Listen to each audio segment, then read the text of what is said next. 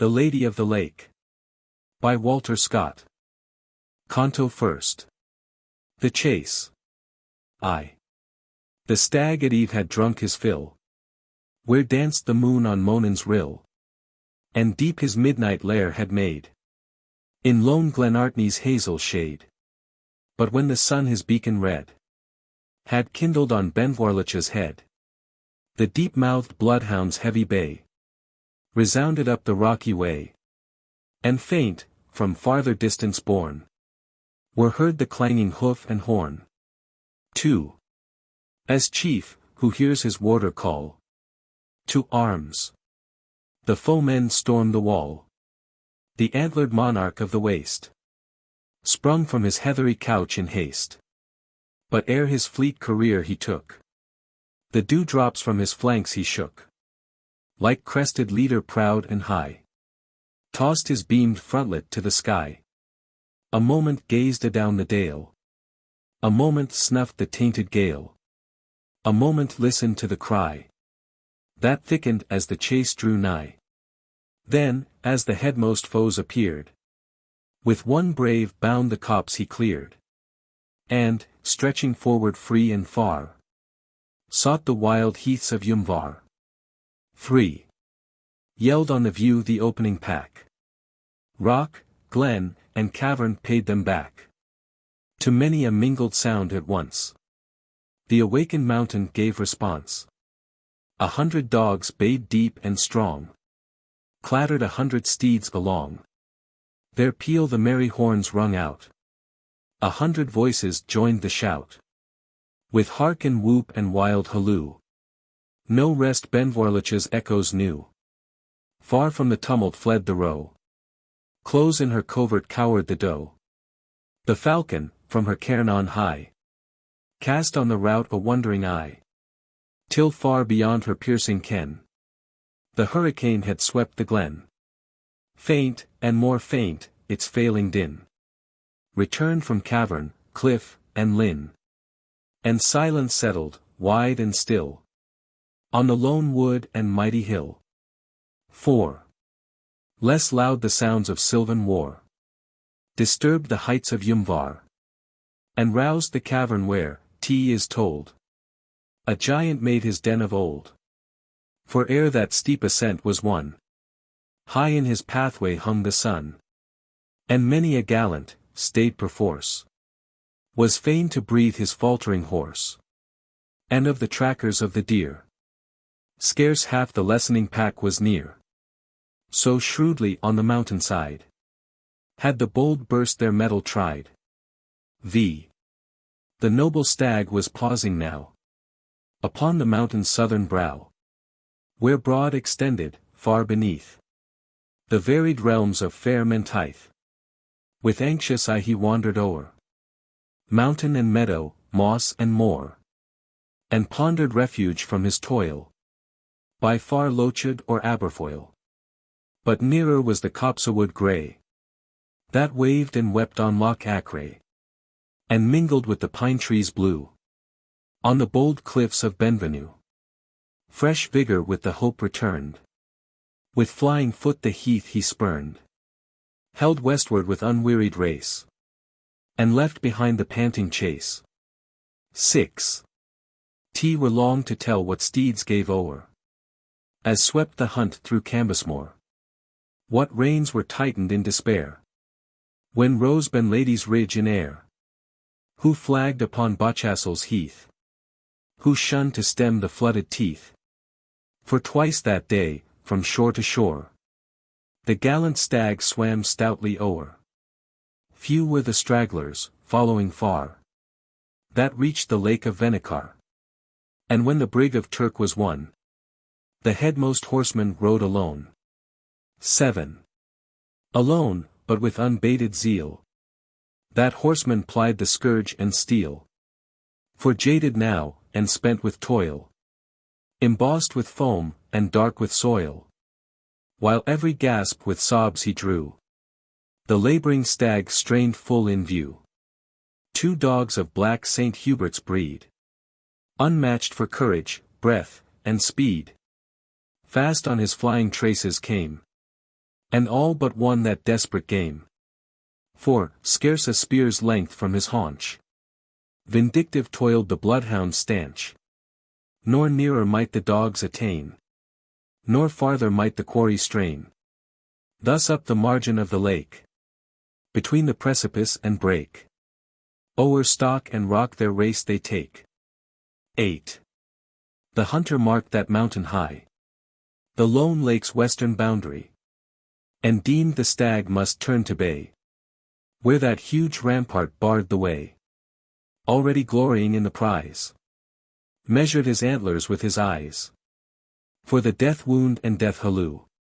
Mustered his breath, his whinyard drew, but thundering as he came prepared, with ready arm and weapon bared, the wily quarry shunned the shock, and turned him from the opposing rock.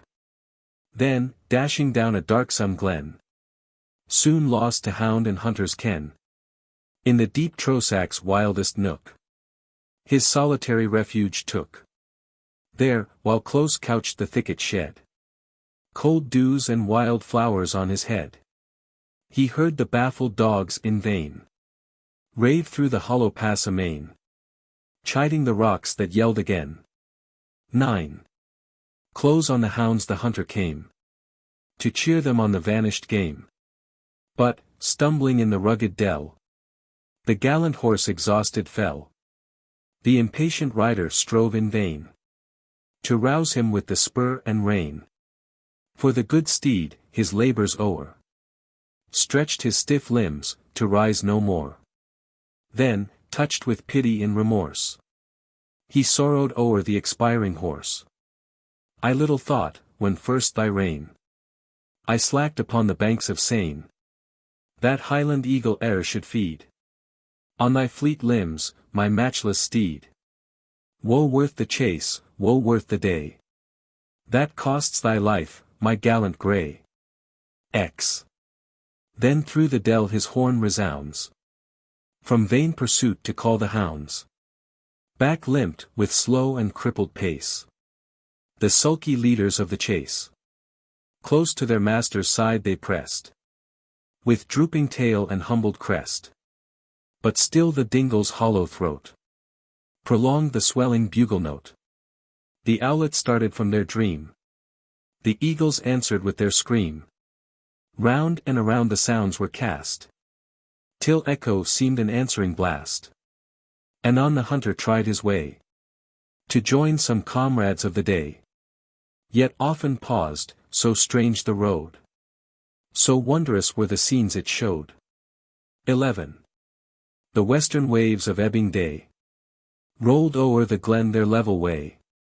Each purple peak, each flinty spire, was bathed in floods of living fire.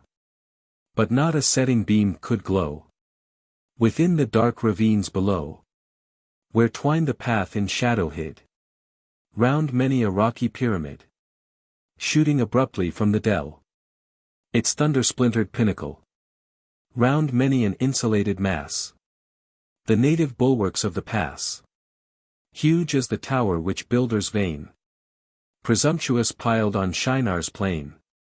The rocky summits, split and rent, formed turret, dome, or battlement, or seemed fantastically set with cupola or minaret, wild crests as pagad ever decked, or mosque of eastern architect.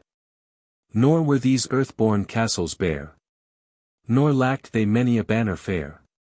For, from their shivered brows displayed, far o'er the unfathomable glade, all twinkling with the dewdrop sheen, the briar rose fell in streamers green. Kind creeping shrubs of thousand dyes waved in the west wind summer sighs. 12. Boon nature scattered, free and wild, each plant or flower, the mountain's child. Here eglantine embalmed the air, hawthorn and hazel mingled there. The primrose pale and violet flower found in each cliff a narrow bower. Foxglove and nightshade, side by side, emblems of punishment and pride, grouped their dark hues with every stain the weather-beaten crags retain. with boughs that quaked at every breath. Grey birch and aspen wept beneath. Aloft, the ash and warrior oak cast anchor in the rift rock.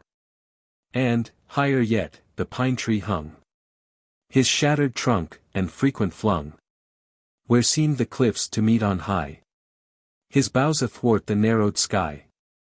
Highest of all, where white peaks glanced, where glistening streamers waved and danced, the wanderers I could barely view, the summer heaven's delicious blue. So wondrous wild, the whole might seem the scenery of a fairy dream. 13.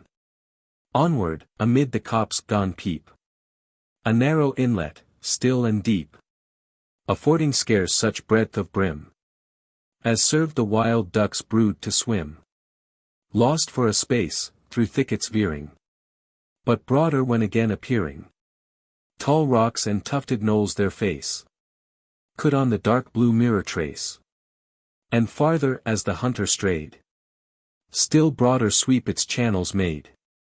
The shaggy mounds no longer stood, emerging from entangled wood, but, wave-encircled, seemed to float, like castle girdled with its moat.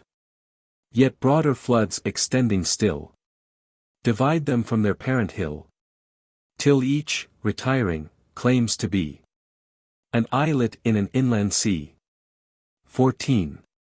And now, to issue from the glen, no pathway meets the wanderer's ken, unless he climb with footing nice a far projecting precipice. The broom's tough roots his ladder made, the hazel saplings lent their aid, and thus an airy point he won, where, gleaming with the setting sun, one burnished sheet of living gold, Loch Katrine lay beneath him rolled.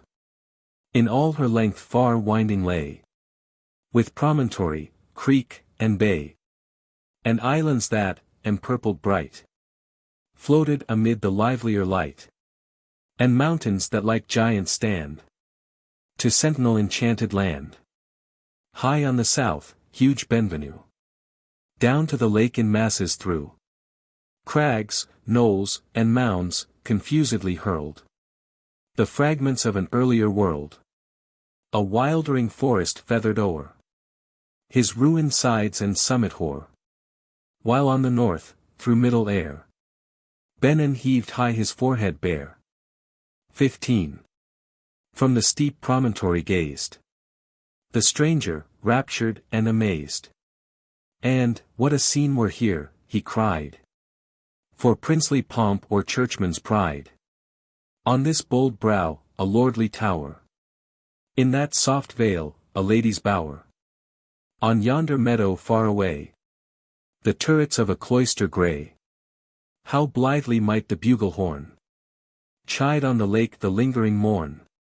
How sweet at eve the lover's lute chime when the groves were still and mute. And when the midnight moon should lave her forehead in the silver wave.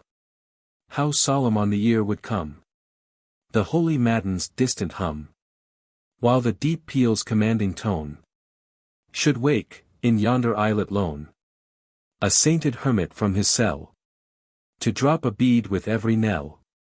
And bugle, lute, and bell, and all, should each bewildered stranger call to friendly feast and lighted hall. 16. Blithe were it then to wander here, but now beshrew yon nimble deer, like that same hermit's, thin and spare. The copse must give my evening fare.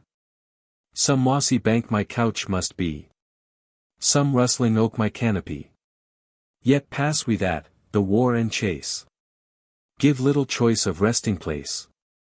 A summer night in greenwood spent were but tomorrow's merriment. But hosts may in these wilds abound, such as are better missed than found. To meet with Highland plunderers here were worse than loss of steed or deer. I am alone. My bugle strain may call some straggler of the train, or fall the worst that may betide, ere now this falchion has been tried. 17. But scarce again his horn he wound, When lo! Forth starting at the sound, from underneath an aged oak, that slanted from the islet rock, a damsel guider of its way, a little skiff shot to the bay, that round the promontory steep, led its deep line in graceful sweep, eddying, in almost viewless wave, the weeping willow twig to rave, and kiss, with whispering sound and slow, the beach of pebbles bright as snow. The boat had touched this silver strand, just as the hunter left his stand, and stood concealed amid the brake, to view this lady of the lake. The maiden paused, as if again she thought to catch the distant strain, with head upraised, and look intent, and eye and ear attentive bent, and locks flung back, and lips apart, like monument of Grecian art. In listening mood, she seemed to stand, the guardian naiad of the strand. 18. And ne'er did Grecian chisel trace a nymph, a naiad, or a grace, of finer form or lovelier face. What though the sun, with ardent frown, had slightly tinged her cheek with brown? The sportive toil, which, short and light, had dyed her glowing hue so bright, served too in hastier swell to show short glimpses of a breast of snow. What though no rule of courtly grace to measured mood had trained her pace? A foot more light, a step more true, ne'er from the heath flower dashed the dew. E'en the slight harebell raised its head, elastic from her airy tread. What though upon her speech there hung the accents of the mountain tongue, those silver sounds, so soft, so dear, the listener held his breath to hear. 19.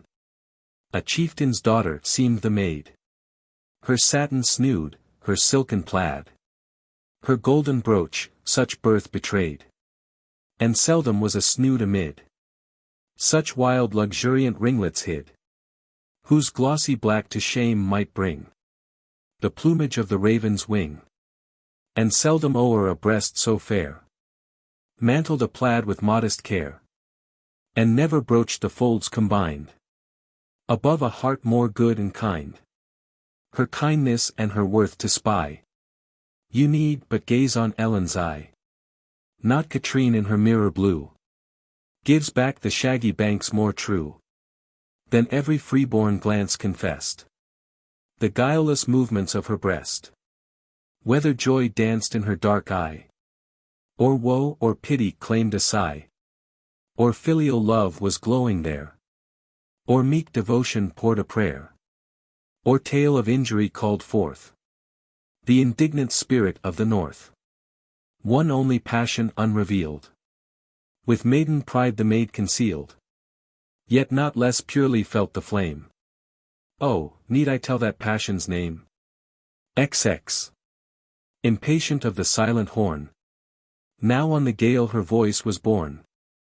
Father, she cried, the rocks around loved to prolong the gentle sound. Awhile she paused, no answer came. Malcolm, was thine the blast, the name? Less resolutely uttered fell.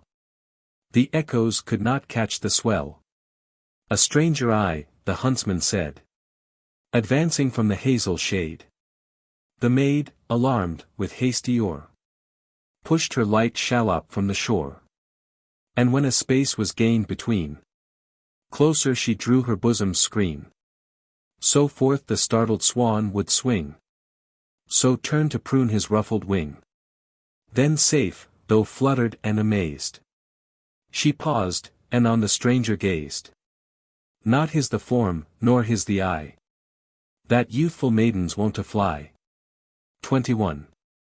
On his bold visage middle age had slightly pressed its signet sage, yet had not quenched the open truth and fiery vehemence of youth.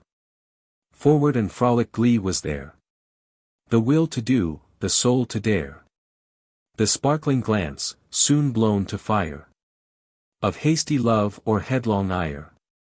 His limbs were cast in manly could, for hardy sports or contest bold.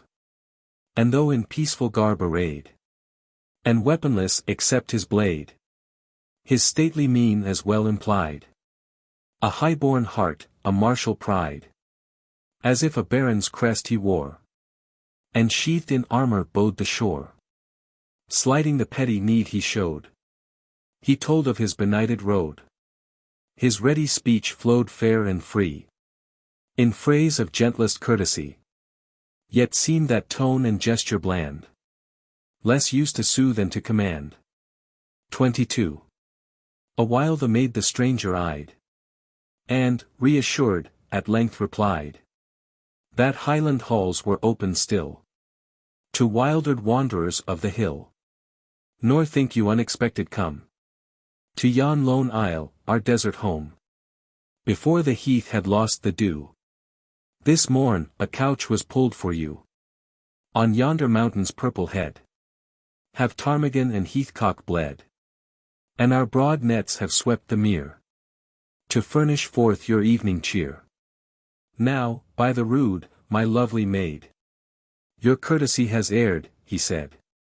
No right have I to claim, misplaced, the welcome of expected guest. A wanderer, here by fortune toss my way, my friends, my courser lost. I ne'er before, believe me, fair, have ever drawn your mountain air, till on this lake's romantic strand I found a fay in fairy land. 23. I well believe, the maid replied, as her light skiff approached the side. I well believe, that ne'er before your foot has trod Loch Katrine's shore. But yet, as far as yesternight, old Alpine foretold your plight. A grey-haired sire, whose eye intent was on the vision future bent. He saw your steed, a dappled grey, lie dead beneath the birchen way. Painted exact your form and mien, your hunting suit of Lincoln green, that tasselled horn so gaily gilt, that falchion's crooked blade and hilt, that cap with heron plumage trim, and yon two hounds so dark and grim. He bade that all should ready be to grace a guest of fair degree. But light I held his prophecy, and deemed it was my father's horn, whose echoes o'er the lake were borne. 24. The stranger smiled, since to your home a destined errant knight I come, announced by prophet sooth and old, doomed, doubtless, for achievement bold. I'll lightly front each high emprise, for one kind glance of those bright eyes. Permit me first the task to guide your fairy frigate o'er the tide.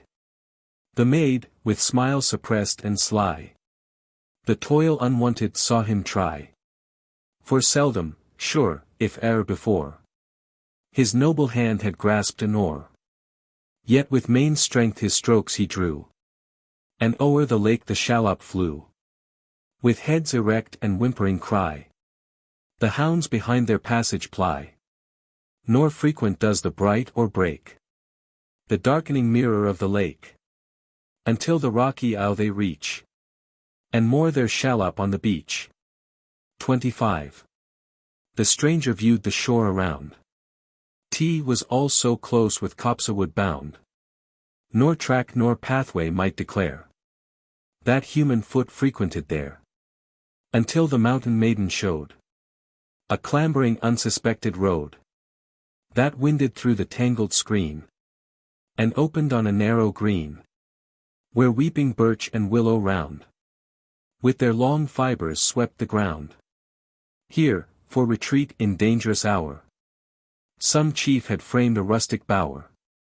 26. It was a lodge of ample size, but strange of structure and device, of such materials as around the workman's hand had readiest found. Lopped of their boughs, their hoar trunks bared, and by the hatchet rudely squared, to give the walls their destined height. The sturdy oak and ash unite, while moss and clay and leaves combined to fence each crevice from the wind. the lighter pine trees overhead, their slender length for rafters spread, and withered heath and rushes dry, supplied a russet canopy.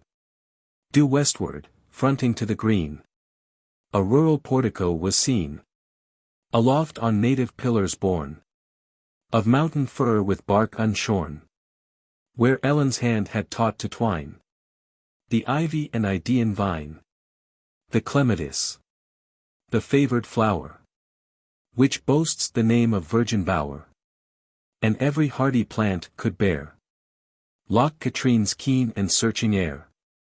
An instant in this porch she stayed, and gaily to the stranger said, "On heaven and on thy lady call, and enter the enchanted hall." 27. My hope, my heaven, my trust must be, my gentle guide, in following thee. He crossed the threshold and a clang of angry steel that instant rang. To his bold brow his spirit rushed, but soon for vain alarm he blushed, when on the floor he saw displayed, 'cause of the din, a naked blade, dropped from the sheath, that careless flung upon a stag's huge antlers swung. For all around, the walls to grace, hung trophies of the fight or chase. A target there, a bugle here, a battle-axe, a hunting spear, and broadswords, bows, and arrows store, with the tusked trophies of the boar. Here grins the wolf as when he died, and there the wild cat's brindled hide. The frontlet of the elk adorns, or mantles o'er the bison's horns, pennons and flags defaced and stained, that blackening streaks of blood retained, and deer skins, dappled, dun, and white, with otter's fur and seals unite, in rude and uncouth tapestry all, to garnish forth the sylvan hall. 28. The wondering stranger round him gazed, and next the fallen weapon raised. Few were the arms whose sinewy strength sufficed to stretch it forth at length. And as the brand he poised and swayed, "I never knew but one," he said, "whose stalwart arm might brook to wield a blade like this in battlefield." She sighed, then smiled and took the word. "You see the guardian champion's sword. As light it trembles in his hand, as in my grasp a hazel wand. My sire's tall form might grace the part of Ferragus or Ascabart. But in the absent giant's hold are women now, and menials old." 29.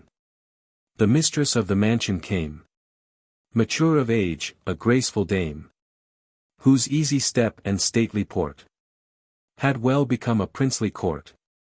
To whom, though more than kindred knew, young Ellen gave a mother's due. Meet welcome to her guest she made, and every courteous rite was paid that hospitality could claim, though all unasked his birth and name. Such then the reverence to a guest, that fellest foe might join the feast, and from his deadliest foeman's door unquestioned turn the banquet o'er. At length his rank the stranger names, the Knight of Snowdoun, James Fitz-James, lord of a barren heritage, which his brave sires, from age to age, by their good swords had held with toil. His sire had fallen in such turmoil, and he, God wot, was forced to stand oft for his right with blade in hand. This morning with Lord Moray's train he chased a stalwart stag in vain, outstripped his comrades, missed the deer, lost his good steed, and wandered here. XXX.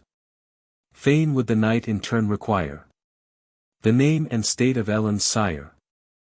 Well showed the elder lady's mien, that courts and cities she had seen. Ellen, though more her looks displayed the simple grace of sylvan maid, in speech and gesture, form and face, showed she was come of gentle race. Were strange in ruder rank to find such looks, such manners, and such mind. Each hint the Knight of Snowdoun gave Dame Margaret heard with silence grave. Or Ellen, innocently gay, turned all inquiry light away. Weird women we, by dale and down, we dwell, afar from tower and town. We stem the flood, we ride the blast. On wandering nights our spells we cast, while viewless minstrels touch the string. 'Tis thus our charmed rhymes we sing. She sung, and still a harp unseen filled up the symphony between. 31. Song. Soldier, rest. Thy warfare o'er. Sleep the sleep that knows not breaking. Dream of battled fields no more. Days of danger, nights of waking. In our isle's enchanted hall, hands unseen thy couch are strewing. Fairy strains of music fall, every sense in slumber doing. Soldier, rest. Thy warfare o'er. Dream of fighting fields no more. Sleep the sleep that knows not breaking. Morn of toil, nor night of waking. No rude sound shall reach thine ear. Armor's clang or war steed champing. Trump nor pibroch summon here. Mustering clan or squadron tramping. Yet the lark's shrill fife may come at the daybreak from the fallow, and the bittern sound his drum, booming from the sedgy shallow.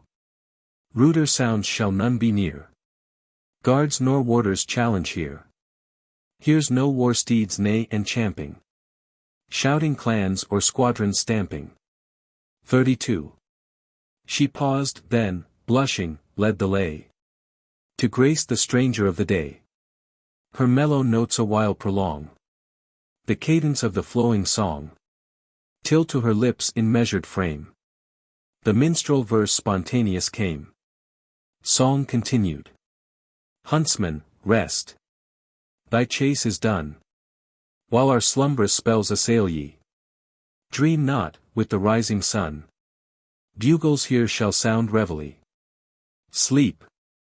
The deer is in his den. Sleep. Thy hounds are by thee lying. Sleep. Nor dream in yonder glen how thy gallant steed lay dying. Huntsman, rest. Thy chase is done. Think not of the rising sun, for at dawning to assail ye. Hear no bugles sound reveille. 33. The hall was cleared, the stranger's bed was there of mountain heather spread, where oft 100 guests had lain, and dreamed their forest sports again. But vainly did the heath flower shed its moorland fragrance round his head. Not Ellen's spell had lulled to rest the fever of his troubled breast. In broken dreams the image rose of varied perils, pains, and woes. His steed now flounders in the brake, now sinks his barge upon the lake, now leader of a broken host. His standard falls, his honors lost. Then, from my couch may heavenly might chase that worst phantom of the night. Again return the scenes of youth, of confident, undoubting truth. Again his soul he interchanged with friends whose hearts were long estranged.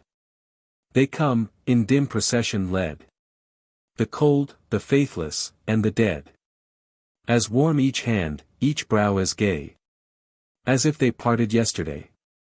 And doubt distracts him at the view. Oh, were his senses false or true? Dreamed he of death or broken vow? Or is it all a vision now? 34. At length, with Ellen in a grove, he seemed to walk and speak of love. She listened with a blush and sigh. His suit was warm, his hopes were high.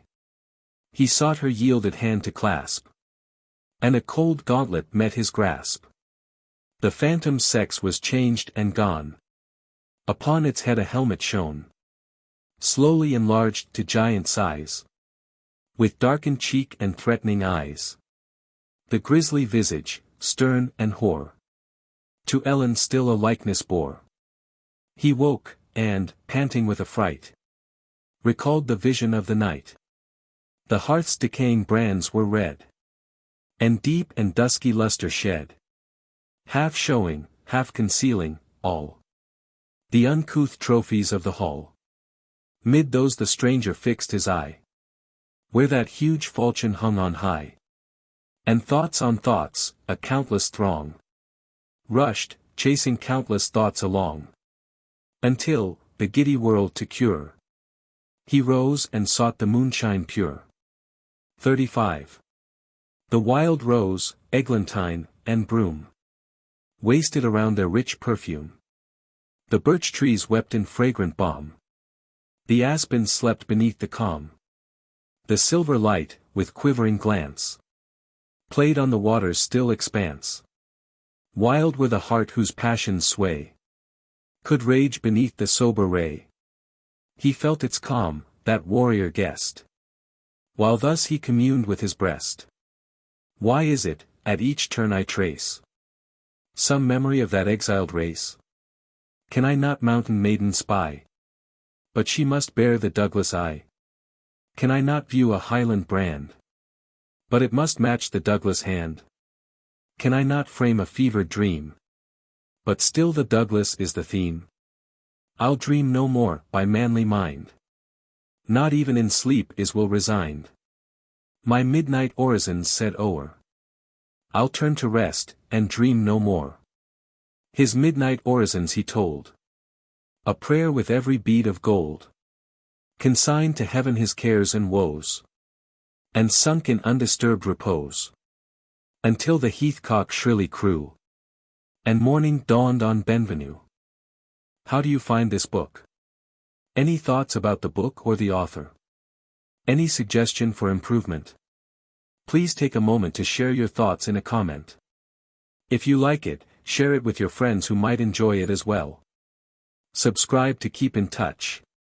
Visit CompleteAudiobooks.com for more quality content. Canto 2nd. The Island. I. At morn the blackcock trims his jetty wing.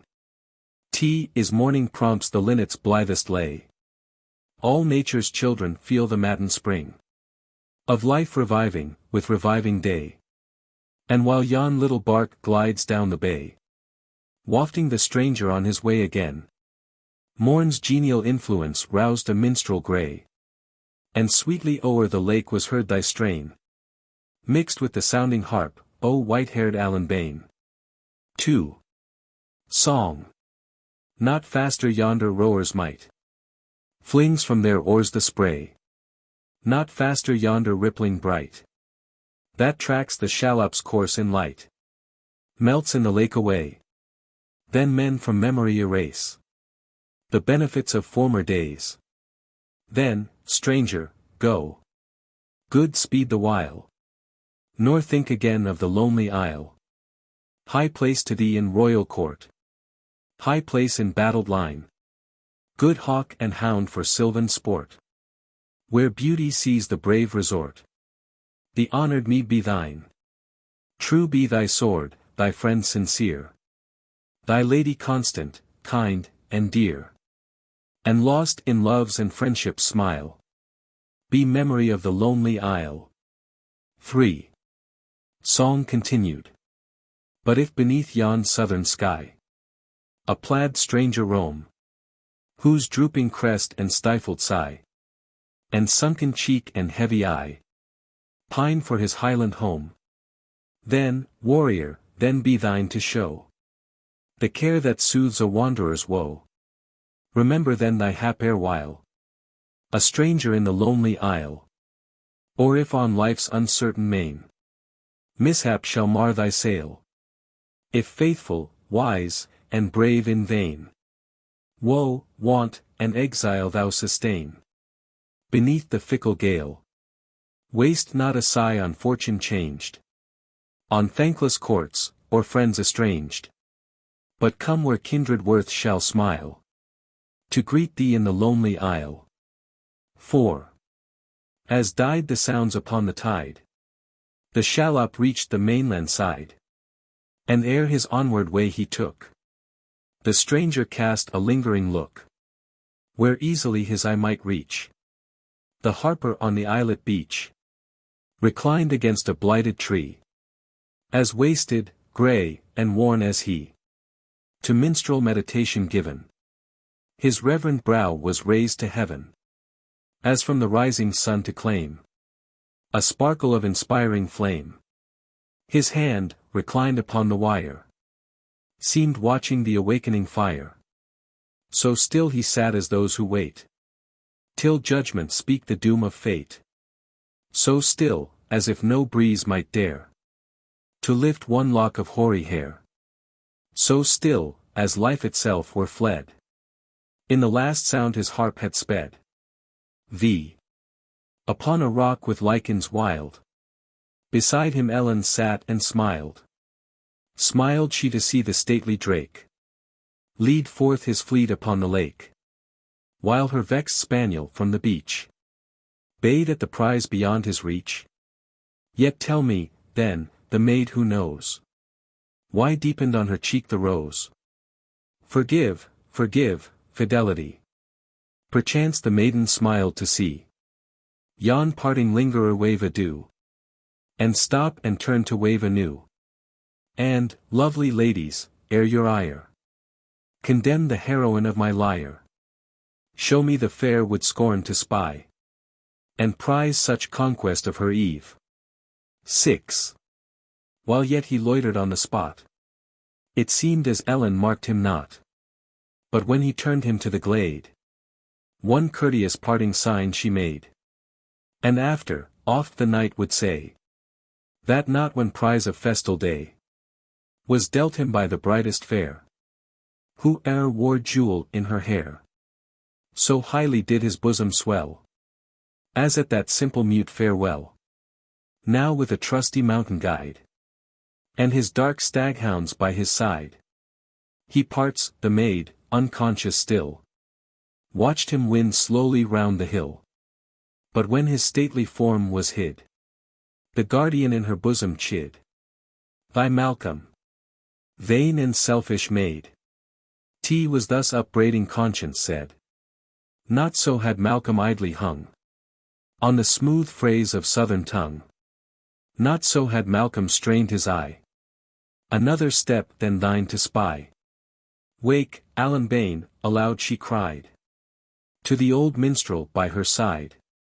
Arouse thee from thy moody dream. I'll give thy harp heroic theme, and warm thee with a noble name. Pour forth the glory of the Graeme. Scarce from her lip the word had rushed, when deep the conscious maiden blushed. For of his clan, in hall and bower, young Malcolm Graeme was held the flower. 7.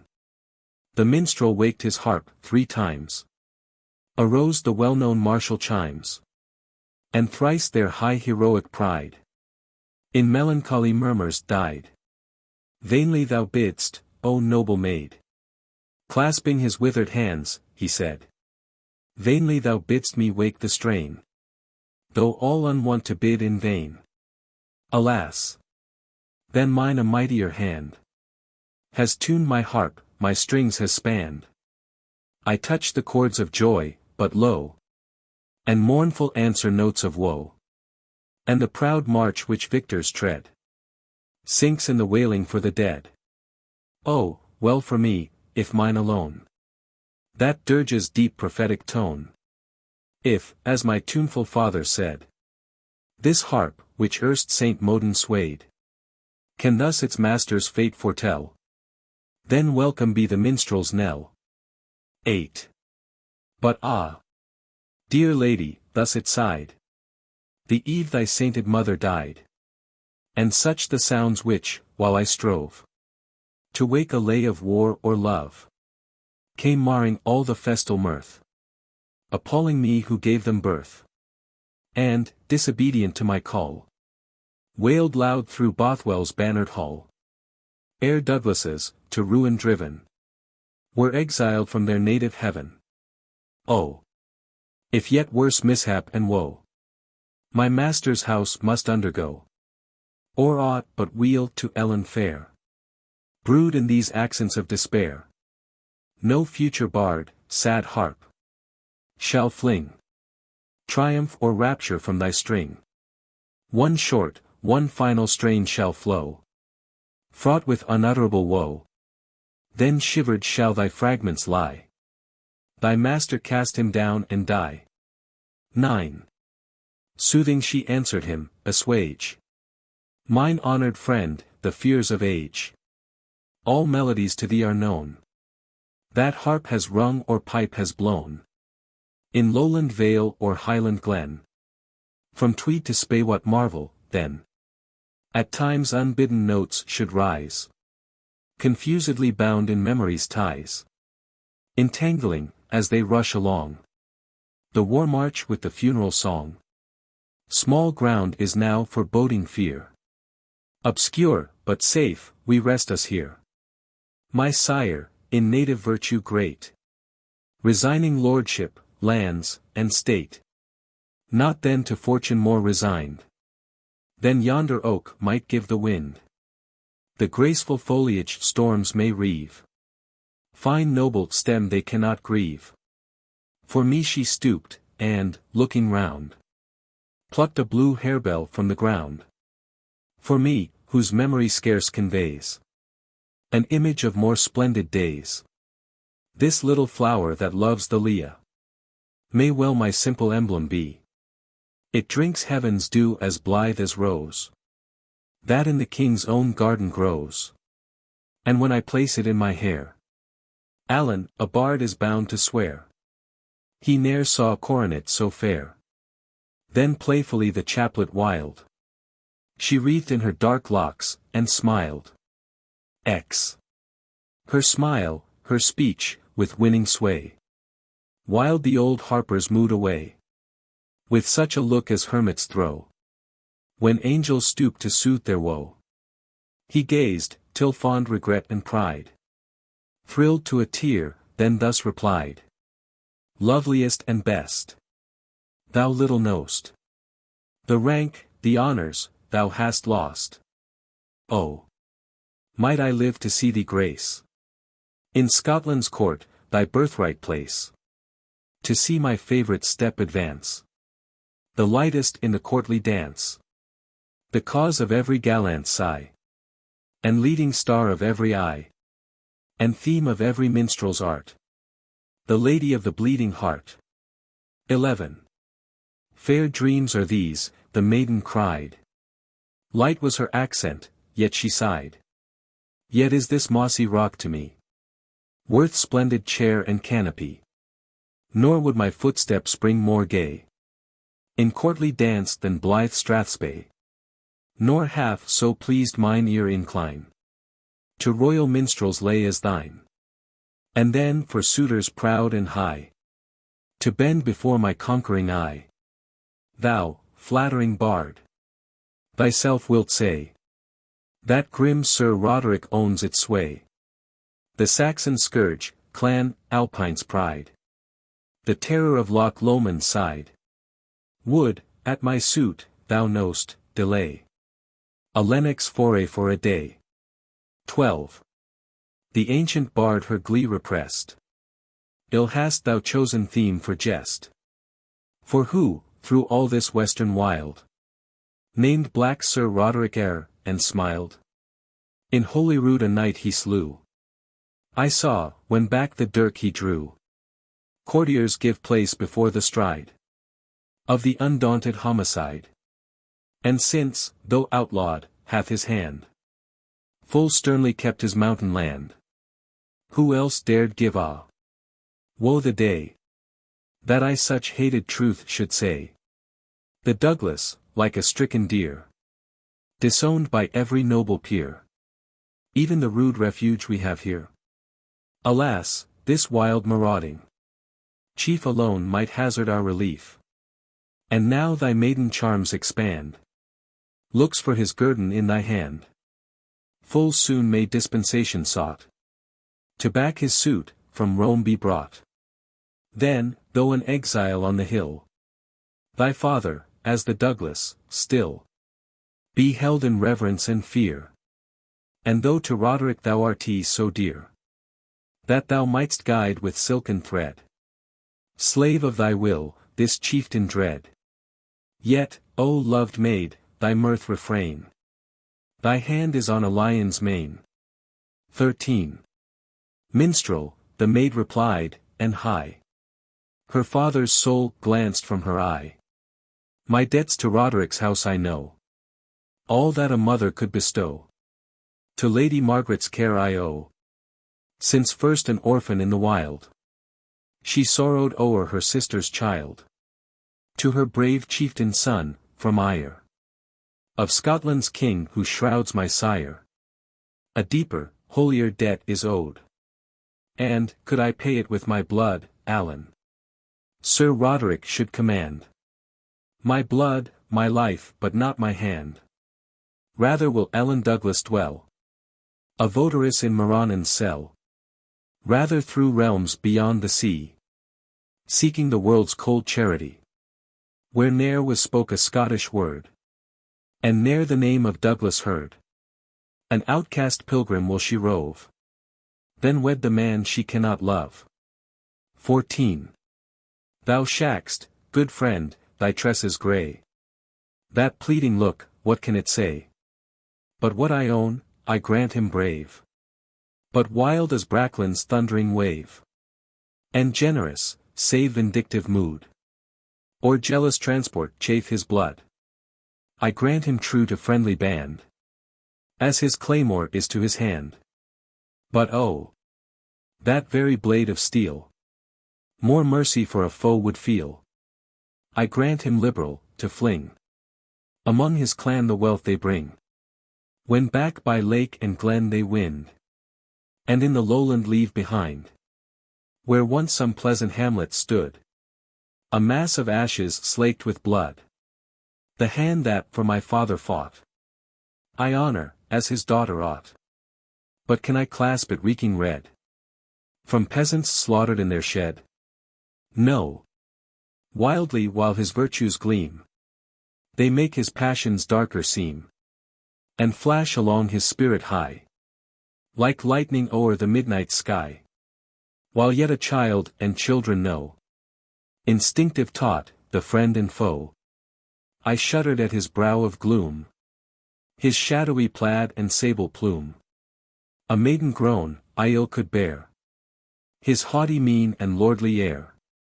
But, if thou join'st a suitor's claim, in serious mood, to Roderick's name, I thrill with anguish. Or, if e'er a Douglas knew the word, with fear, to change such odious theme were best. What think'st thou of our stranger guest? 15. What think I of him, woe the while, that brought such wanderer to our isle? Thy father's battle brand, of yore, for time man forged by fairy lore.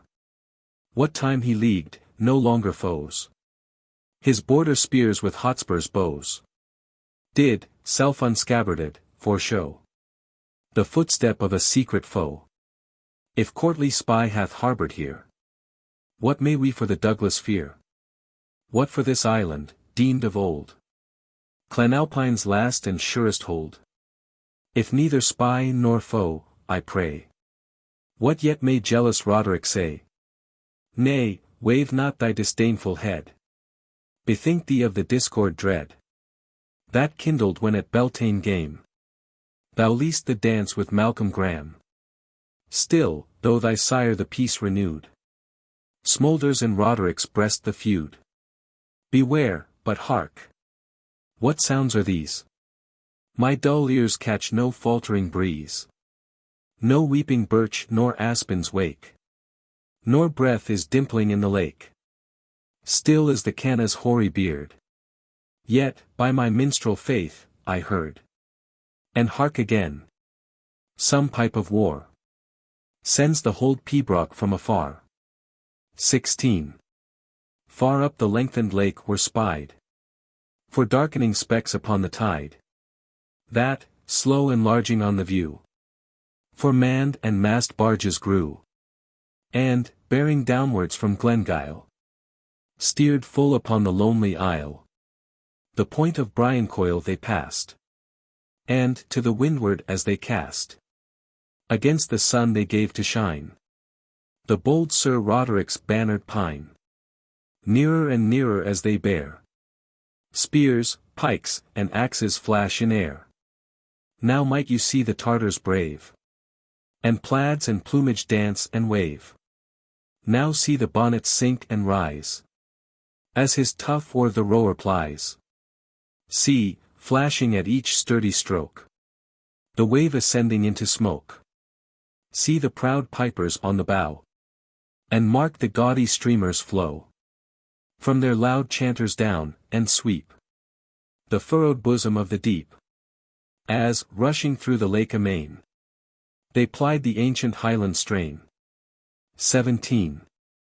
Ever, as on they bore, more loud and louder rung the pibroch proud. At first the sounds, by distance tame, mellowed along the waters came, and, lingering long by cape and bay, wailed every harsher note away. Then bursting bolder on the ear, the clan's shrill gathering they could hear, those thrilling sounds that call the might of old Clan Alpine to the fight. Thick beat the rapid notes, as when the mustering hundreds shake the glen, and hurrying at the signal dread, fine battered earth returns their tread. Then prelude light, of livelier tone, expressed their merry marching on, ere peal of closing battle rose, with mingled outcry, shrieks, and blows, and mimic din of stroke and ward, as broadsword upon target jarred, and groaning pause, ere yet again condensed, the battle yelled amain. The rapid charge, the rallying shout, retreat borne headlong into rout, and bursts of triumph, to declare Clan Alpines congest all were there. Nor ended thus the strain, but slow, sunk in a moan prolonged and low, and changed the conquering clarion swell, for wild lament o'er those that fell. 18.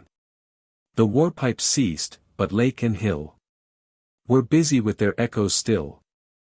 And, when they slept, a vocal strain bade their hoarse chorus wake again, while loud 100 clansmen raise their voices in their chieftain's praise.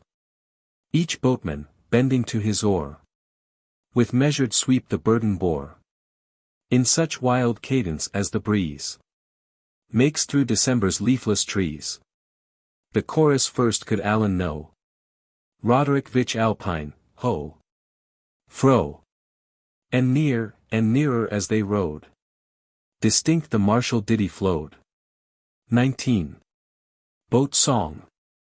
Hail to the chief who in triumph advances. Honored and blessed be the evergreen pine. Long may the tree, in his banner that glances, flourish, the shelter and grace of our line. Heaven send it happy dew. Earth lend it sap anew. Gaily to burgeon and broadly to grow. While every Highland glen sends our shout back again. Roderick Dhu Alpine Dhu, ho! Yarrow!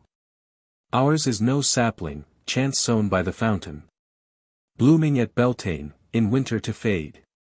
When the whirlwind has stripped every leaf on the mountain, the more shall Clan Alpine exult in her shade. Moored in the rift rock, proof to the tempest's shock. Firmer he roots him the ruder it blow. Menteith and Breadalbane, then echo his praise again. Roderick Dhu Alpine Dhu, ho! Yarrow! XX. Proudly our pibroch has thrilled in Glen Fruin, and Bannekar's groans to our slogan replied. Glen Luss and Ross Dhu, they are smoking in ruin, and the best of Loch Lomond lie dead on her side. Widow and Saxon maid, long shall lament our raid. Think of Clan Alpine with fear and with woe. Lennox and Lavenglen shake when they hear again. Roderick Dhu Alpine Dhu, ho! Yarrow! Row, vassals, row, for the pride of the Highlands. Stretch to your oars for the evergreen pine. Oh, that the rosebud that graces yon islands were wreathed in a garland around him to twine. Oh, that some seedling gem, worthy such noble stem, Honored and blessed in their shadow might grow. Loud should Clan Alpine then ring from her deepmost glen. Roderick Alpine Dhu, ho! Yarrow. 21. With all her joyful female band, had Lady Margaret sought the strand. Loose on the breeze their tresses flew, and high their snowy arms they threw, as echoing back with shrill acclaim, and chorus wild, the chieftain's name. While, prompt to please, with mother's art, the darling passion of his heart, the dame called Ellen to the strand, to greet her kinsman ere he land. Come, loiterer, come, a Douglas thou, and shun to wreathe a victor's brow. Reluctantly and slow, the maid the unwelcome summoning obeyed. And when a distant bugle rung, in the mid-path aside she sprung. List, Allan Bain. From mainland cast. I hear my father's signal blast. Be ours, she cried, the skiff to guide, and wafted him from the mountainside. Then, like a sunbeam, swift and bright, she darted to her shallop light. And, eagerly while Roderick scanned for her dear form, his mother's band, the islet far behind her lay, and she had landed in the bay. 22. Some feelings are to mortals given, with less of earth in them than heaven.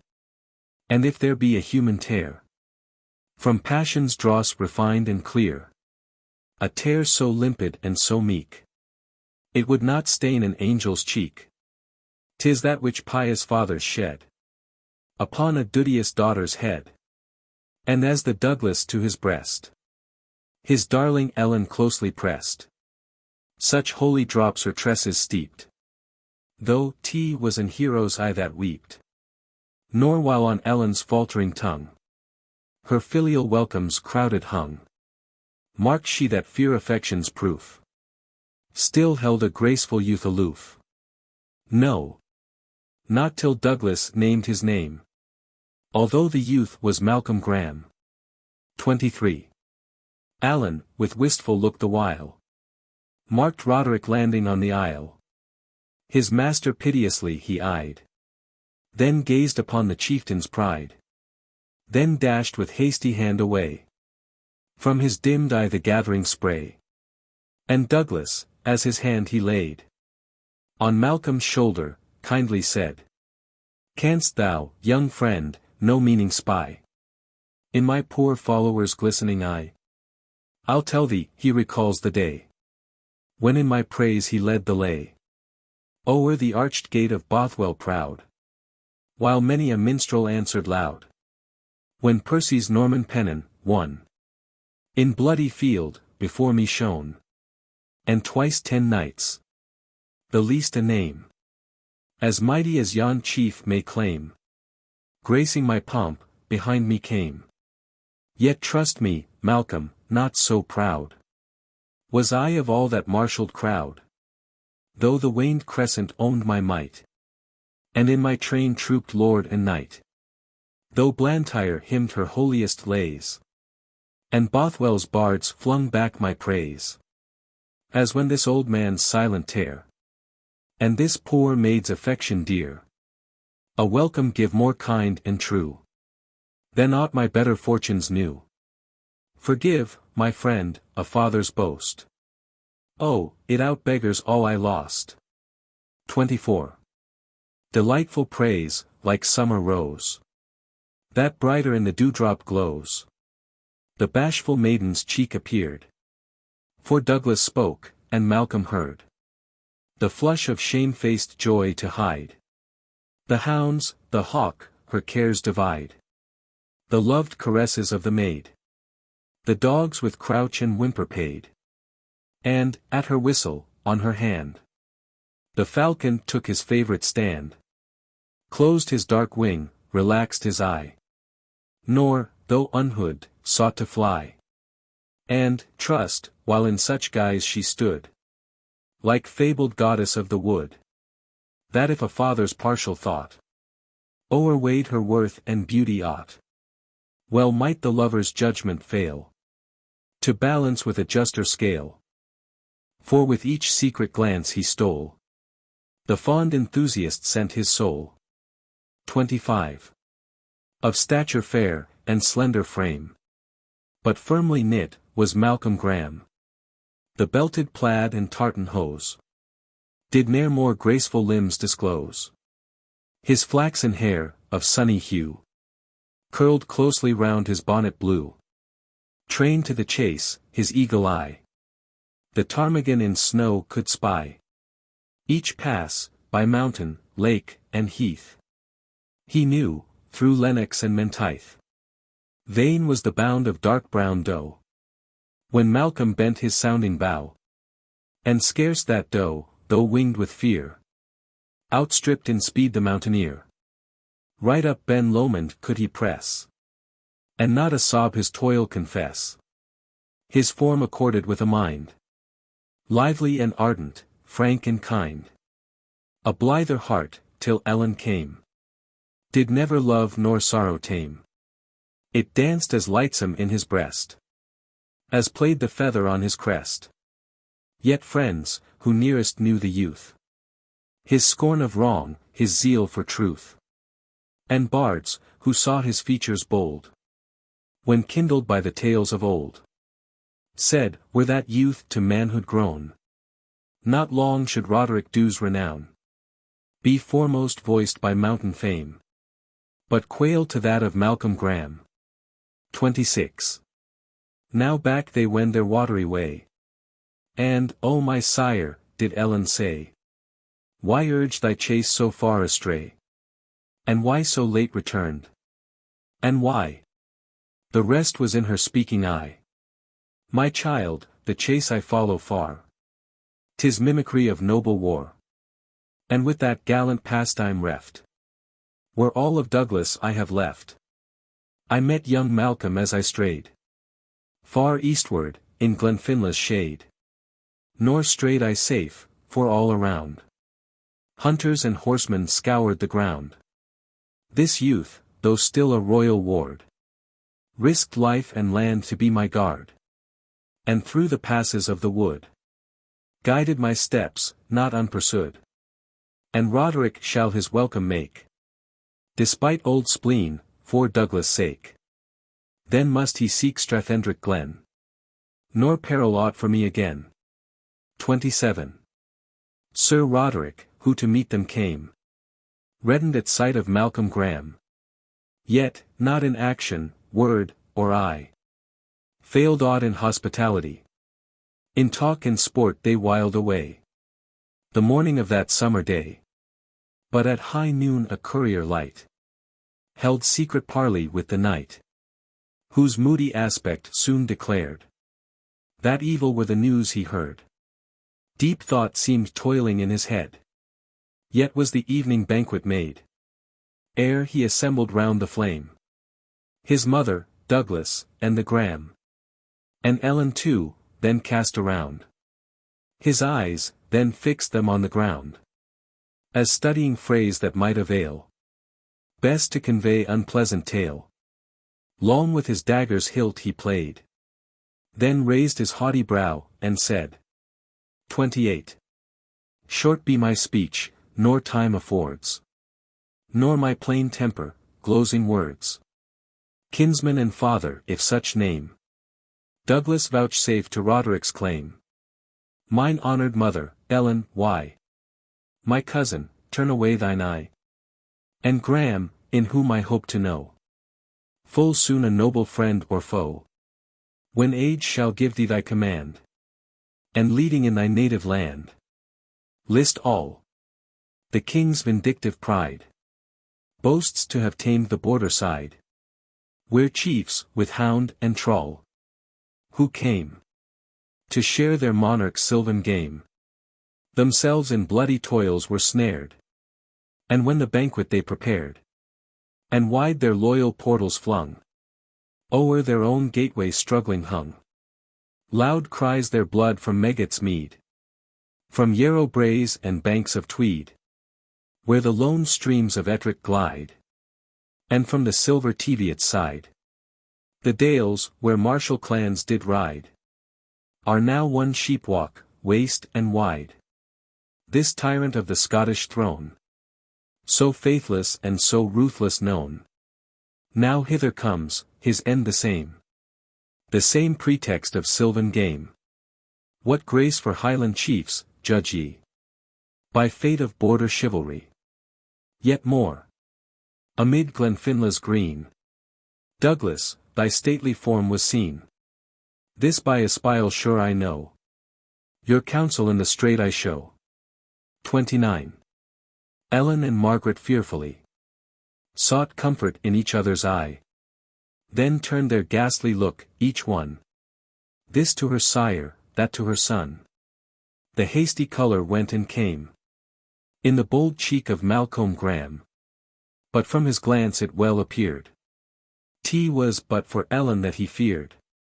While, sorrowful, but undismayed, the Douglas thus his counsel said. Brave Roderick, though the tempest roar, it may but thunder and pass o'er. Nor will I here remain an hour, to draw the lightning on thy bower. For well thou know'st, at this grey head, the royal bolt were fiercest sped. For thee, who, at thy king's command, canst aid him with a gallant band. Submission, homage, humbled pride, shall turn the monarch's wrath aside. Poor remnants of the bleeding heart, Ellen and I will seek apart the refuge of some forest cell. There, like the hunted quarry, dwell, till on the mountain and the moor, the stern pursuit be past and o'er. XXX. No, by mine honour, Roderick said. So help me heaven, and my good blade. No, never. Blasted be yon pine, my father's ancient crest and mine. If from its shade in danger part, the lineage of the bleeding heart. Hear my blunt speech, grant me this maid to wife, thy counsel to mine aid. To Douglas, leagued with Roderick Dhu, will friends and allies flock enow. Like cause of doubt, distrust, and grief, will bind to us each western chief. When the loud pipes my bridal tell, the links of Forth shall hear the knell. The guard shall start in Stirling's porch. And when I light the nuptial torch, 1,000 villages in flames shall scare the slumbers of King James. Nay, Ellen, blench not thus away. And, mother, cease these signs, I pray. I meant not all my heap might say. Small need of inroad or of fight, when the sage Douglas may unite each mountain clan in friendly band, to guard the passes of their land, till the foiled king from pathless glen shall bootless turn him home again. 31. There are who have, at midnight hour, in slumber scaled a dizzy tower, and, on the verge that beetled o'er the ocean tide's incessant roar, dreamed calmly out their dangerous dream, till wakened by the morning beam, when, dazzled by the eastern glow, such startler cast his glance below, and saw unmeasured depth around, and heard unintermitted sound, and thought the battled fence so frail, it waved like cobweb in the gale. Amid his senses' giddy wheel, did he not desperate impulse feel, headlong to plunge himself below, and meet the worst his fears foreshow? Thus Ellen, dizzy and astound, as sudden ruin yawned around, by crossing terrors wildly tossed, still for the Douglas fearing most, could scarce the desperate thought withstand, to buy his safety with her hand. 32. Such purpose dread could Malcolm spy in Ellen's quivering lip and eye, and eager rose to speak, but ere his tongue could hurry forth his fear, had Douglas marked the hectic strife, where death seemed combating with life. For to her cheek, in feverish flood, one instant rushed the throbbing blood, then ebbing back, with sudden sway, left its domain as wan as clay. Roderick, enough. Enough, he cried. My daughter cannot be thy bride. Not that the blush to wooer dear, nor paleness that of maiden fear. It may not be, forgive her, chief, nor hazard aught for our relief. Against his sovereign, Douglas ne'er will level a rebellious spear. Was I that taught his youthful hand to rein a steed and wield a brand. I see him yet, the princely boy. Not Ellen more my pride and joy. I love him still, despite my wrongs. By hasty wrath and slanderous tongues. Oh! Seek the grace you well may find. Without a cause to mine combined. 33. Twice through the hall the chieftain strode. The waving of his Tartar's broad and darkened brow, where wounded pride with ire and disappointment vied, seemed, by the torch's gloomy light, like the ill demon of the night, stooping his pinions shadowy sway upon the righted pilgrim's way. But, unrequited love, thy dart plunged deepest its envenomed smart, and Roderick, with thine anguish stung, at length the hand of Douglas wrung, while eyes that mocked at tears before, with bitter drops were running o'er the death pangs of long-cherished hope. Scarce in that ample breast had scope, but, struggling with his spirit proud, convulsive heaved its checkered shroud, while every sob so mute were all was heard distinctly through the ball. The son's despair, the mother's look. Free might the gentle Ellen brook. She rose, and to her side there came, to aid her parting steps, the Graeme. 34. Then Roderick from the Douglas broke, as flashes flame through sable smoke, kindling its wreaths, long, dark, and low, to one broad blaze of ruddy glow. So the deep anguish of despair burst, in fierce jealousy, to air. With stalwart grasp his hand he laid on Malcolm's breast and belted plaid. Back, beardless boy, he sternly said. Back, minion. Hold'st thou thus at naught the lesson I so lately taught? This roof, the Douglas, and that maid, thank thou for punishment delayed. Eager as greyhound on his game, fiercely with Roderick grappled Graeme. Perish my name, if aught afford its chieftain's safety save his sword.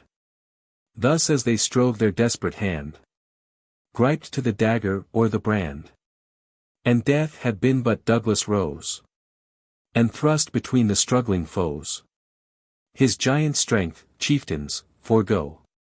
I hold the first who strikes my foe. Madmen, forbear your frantic jar. What? Is the Douglas fallen so far? His daughter's hand is deemed the spoil of such dishonorable broil. Sullen and slowly they unclasp, as struck with shame, their desperate grasp. And each upon his rival glared, with foot advanced and blade half bared. 35. Ere yet the brands aloft were flung, Margaret on Roderick's mantle hung, and Malcolm heard his Ellen's scream, as faltered through terrific dream. Then Roderick plunged in sheath his sword, and veiled his wrath in scornful word. Rest safe till morning, pity were such cheek should feel the midnight air. Then mayst thou to James Stewart tell, Roderick will keep the lake and fell, nor lackey with his freeborn clan the pageant pomp of earthly man. More would he of clan Alpine know. Thou canst our strength and passes show. Malice, what ho! His henchman came. Give our safe conduct to the Graeme. Young Malcolm answered, calm and bold. Fear nothing for thy favourite hold. The spot an angel deigned to grace is blessed, though robbers haunt the place.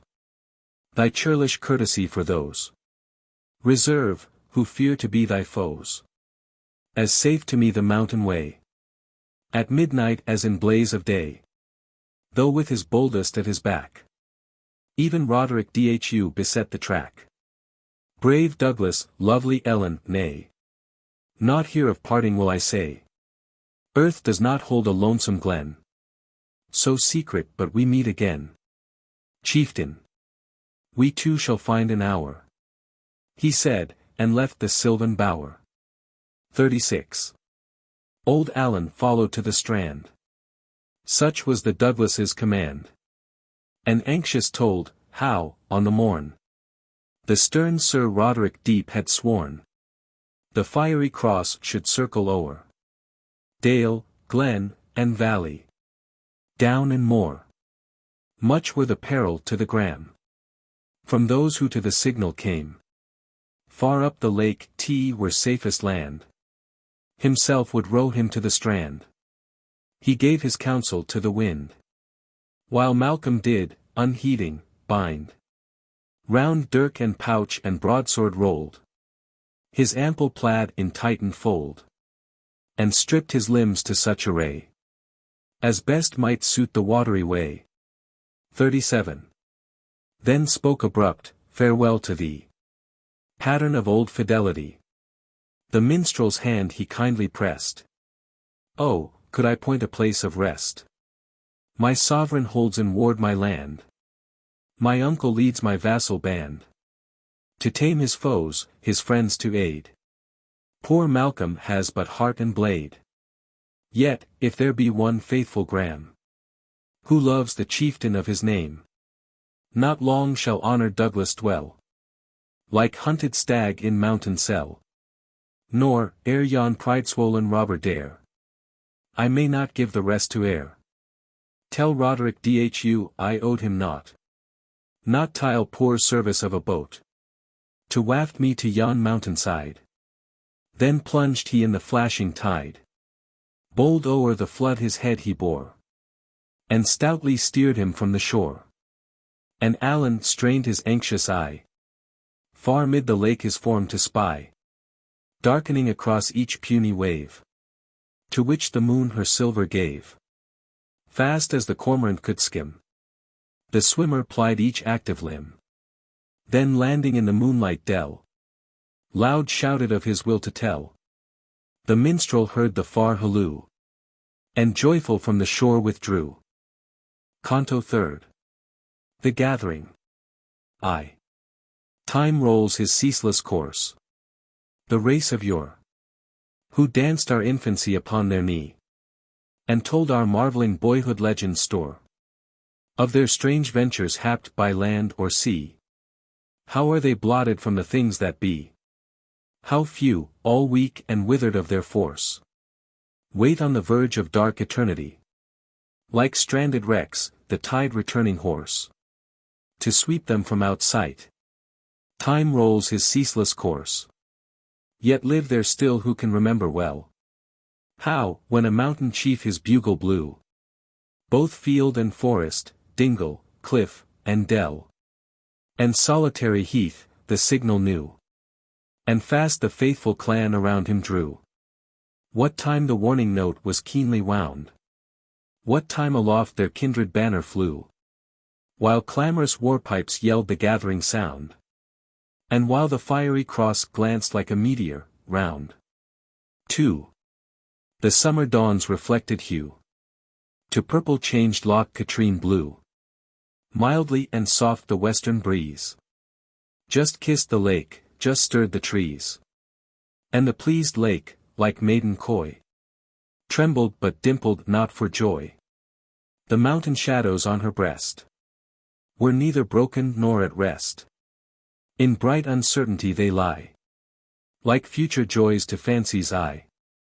The water lily to the light, her chalice reared of silver bright. The doe awoke, and to the lawn, begemmed with dewdrops, led her fawn. The grey mist left the mountainside. The torrent showed its glistening pride. Invisible in flecked sky the lark sent clown her revelry. The blackbird and the speckled thrush good morrow gave from brake and bush. In answer cooed the cushat dove, her notes of peace and rest and love. 3. No thought of peace, no thought of rest. assuaged the storm in Roderick's breast. With sheathed broadsword in his hand, abrupt he paced the islet strand, and eyed the rising sun, and laid his hand on his impatient blade. Beneath a rock, his vassal's care was prompt the ritual to prepare, with deep and deathful meaning fraught, for such antiquity had taught, was preface meet, ere yet abroad the cross of fire should take its road. The shrinking band stood oft aghast at the impatient glance he cast. Such glance the mountain eagle threw, as, from the cliffs of Benvenue, she spread her dark sails on the wind, and, high in middle heaven reclined, with her broad shadow on the lake, silenced the warblers of the brake. 4.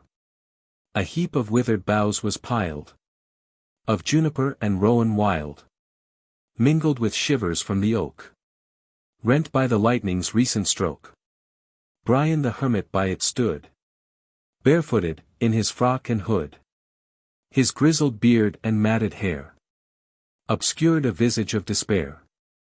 His naked arms and legs seemed o'er the scars of frantic penance bore. That monk, of savage form and face, the impending danger of his race had drawn from deepest solitude, far in Benharrow's bosom rude. Not his the mien of Christian priest, but Druids from the grave released, whose hardened heart and eye might brook on human sacrifice to look. And much, tea was said, of heathen lore, mixed in the charms he muttered o'er. The hallowed creed gave only worse and deadlier emphasis of curse. No peasant sought that hermit's prayer, his cave the pilgrim shunned with care. The eager huntsman knew his bound, and in mid-chase called off his hound. Or if, in lonely glen or strath, the desert dweller met his path, he prayed, and signed the cross between, while terror took devotion's mien. V. Of Brian's birth strange tales were told. His mother watched a midnight fold, built deep within a dreary glen, where scattered lay the bones of men, in some forgotten battle slain, and bleached by drifting wind and rain. It might have tamed a warrior's heart to view such mockery of his art. The knotgrass fettered there the hand, which once could burst an iron band. Beneath the broad and ample bone, that bucklered heart to fear unknown, a feeble and a timorous guest, the field-fare framed her lowly nest. There the slow blindworm left his slime on the fleet limbs that mocked at time. And there, too, lay the leader's skull, still wreathed with chaplet, flushed and full. For Heathbell with her purple bloom supplied the bonnet and the plume. All night, in this sad glen the maid sat shrouded in her mantle's shade. She said no shepherd sought her side, no hunter's hand her snood untied, yet ne'er again to braid her hair the virgin snood did alive wear. Gone was her maiden glee and sport, her maiden girdle all too short. Nor sought she, from that fatal night, or holy church or blessed rite, but locked her secret in her breast, and died in travail, unconfessed. 6. Alone, among his young compeers, was Brian from his infant years, a moody and heartbroken boy, estranged from sympathy and joy, bearing each taunt which careless tongue on his mysterious lineage flung.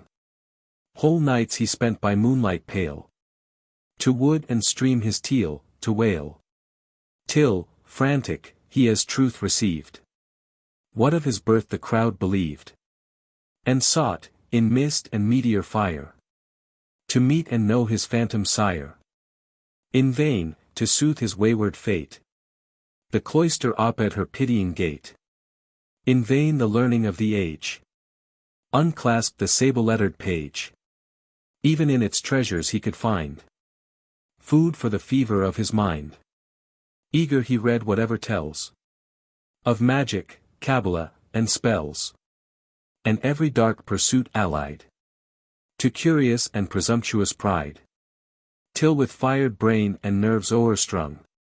And heart with mystic horrors wrung. Desperate he sought Benharrow's den. And hid him from the haunts of men. 7. The desert gave him visions wild. Such as might suit the spectre's child. Where with black cliffs the torrents toil. He watched the wheeling eddies boil. Chill from their foam his dazzled eyes. Beheld the river demon rise. The mountain mist took form and limb. Of noontide hag or goblin grim. The midnight wind came wild and dread. Swelled with the voices of the dead. Far on the future battle heath. His eye beheld the ranks of death. Thus the lone seer, from mankind hurled. Shaped forth a disembodied world. One lingering sympathy of mind. Still bound him to the mortal kind. The only parent he could claim. Of ancient Alpine's lineage came. Late had he heard, in prophet's dream. The fatal Benshai's boding scream. Sounds, too, had come in midnight blast. Of charging steeds, careering fast. Along Benharrow's shingly side. Where mortal horseman ne'er might ride. The thunderbolt had split the pine. All augured ill to Alpine's line. He girt his loins, and came to show the signals of impending woe. And now stood prompt to bless or ban. As bade the chieftain of his clan. 8. Tea was all prepared. And from the rock. A goat, the patriarch of the flock. Before the kindling pile was laid.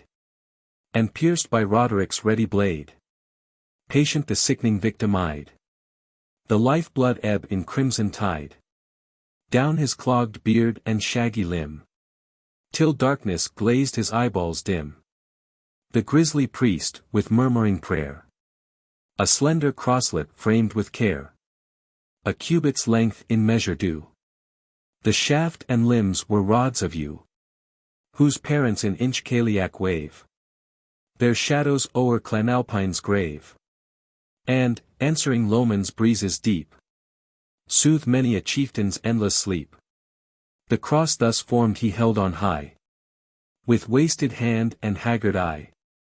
And strange and mingled feelings woke. While his anathema he spoke. 9. Woe to the clansman who shall view this symbol of sepulchral yew. Forgetful that its branches grew. Where weep the heavens their holiest dew. On Alpine's dwelling low. Deserter of his chieftain's trust. He ne'er shall mingle with their dust. But, from his sires and kindred thrust. Each clansman's execration just. Shall doom him wrath and woe. He paused. The word the vassals took. With forward step and fiery look. On high their naked brands they shook. Their clattering targets wildly strook. And first in murmur low. Then like the billow in his course. That far to seaward finds his source. And flings to shore his mustered force. Burst with loud roar their answer hoarse. Woe to the traitor, woe. Benen's grey scalp the accents knew. The joyous wolf from covert drew. The exulting eagle screamed afar. They knew the voice of Alpine's war. X. The shout was hushed on lake and fell. The monk resumed his muttered spell. Dismal and low its accents came. The while he scathed the cross with flame. And the few words that reached the air. Although the holiest name was there. Had more of blasphemy than prayer. But when he shook above the crowd. Its kindled points, he spoke aloud. Woe to the wretch who fails to rear. At this dread sign the ready spear. For, as the flames this symbol sear. His home, the refuge of his fear. A kindred fate shall know. Far o'er its roof the volumed flame. Clanalpine's vengeance shall proclaim. While maids and matrons on his name. Shall call down wretchedness and shame. and infamy and woe. Then rose the cry of females, shrill, as goshawks whistle on the hill, denouncing misery and ill, mingled with childhood's babbling trill, of curses stammered slow, answering with imprecation dread. Sunk be his home in embers red, and cursed be the meanest shed, that o'er shall hide the houseless head, we doomed to want and woe. A sharp and shrieking echo gave, Coir Uriskin, thy goblin cave, and the grey pass where birches wave, on Bilanambo. 11. Then deeper paused the priest anew, and hard his labouring breath he drew, while, with set teeth and clenched hand, and eyes that glowed like fiery brand, he meditated curse more dread, and deadlier, on the clansman's head, who, summoned to his chieftain's aid, the signal saw and disobeyed. The croslet's points of sparkling wood he quenched among the bubbling blood, and, as again the sign he reared, hollow and hoarse his voice was heard. When flits this cross from man to man, which Alpine summons to his clan, burst be the ear that fails to heed, palsied the foot that shuns to speed. May ravens tear the careless eyes, wolves make the coward heart their prize. As sinks that blood stream in the earth, so may his heart's blood drench his hearth. As dies in hissing gore the spark, quench thou his light, destruction dark, and be the grace to him denied, bought by this sign to all beside. He ceased, no echo gave again the murmur of the deep Amen. 12. Then Roderick with impatient look from Brian's hand the symbol took. Speed, Malise, speed, he said, and gave the crosslet to his henchman brave. The muster-place be Lonrick Mead. Instant the time speed, Malise, speed. Like heath-bird, when the hawks pursue, a barge across Loch Katrine flew. High stood the henchman on the prow, so rapidly the barge maul row.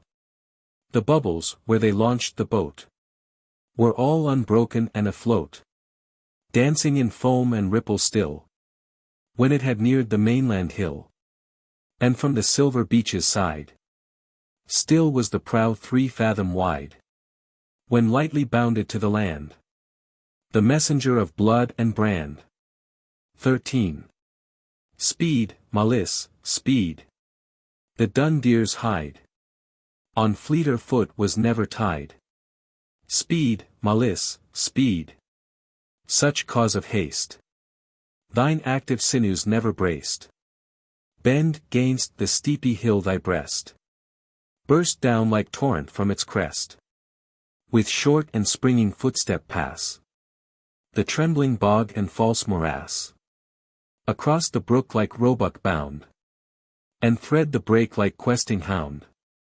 The crag is high, the score is deep, yet shrink not from the desperate leap.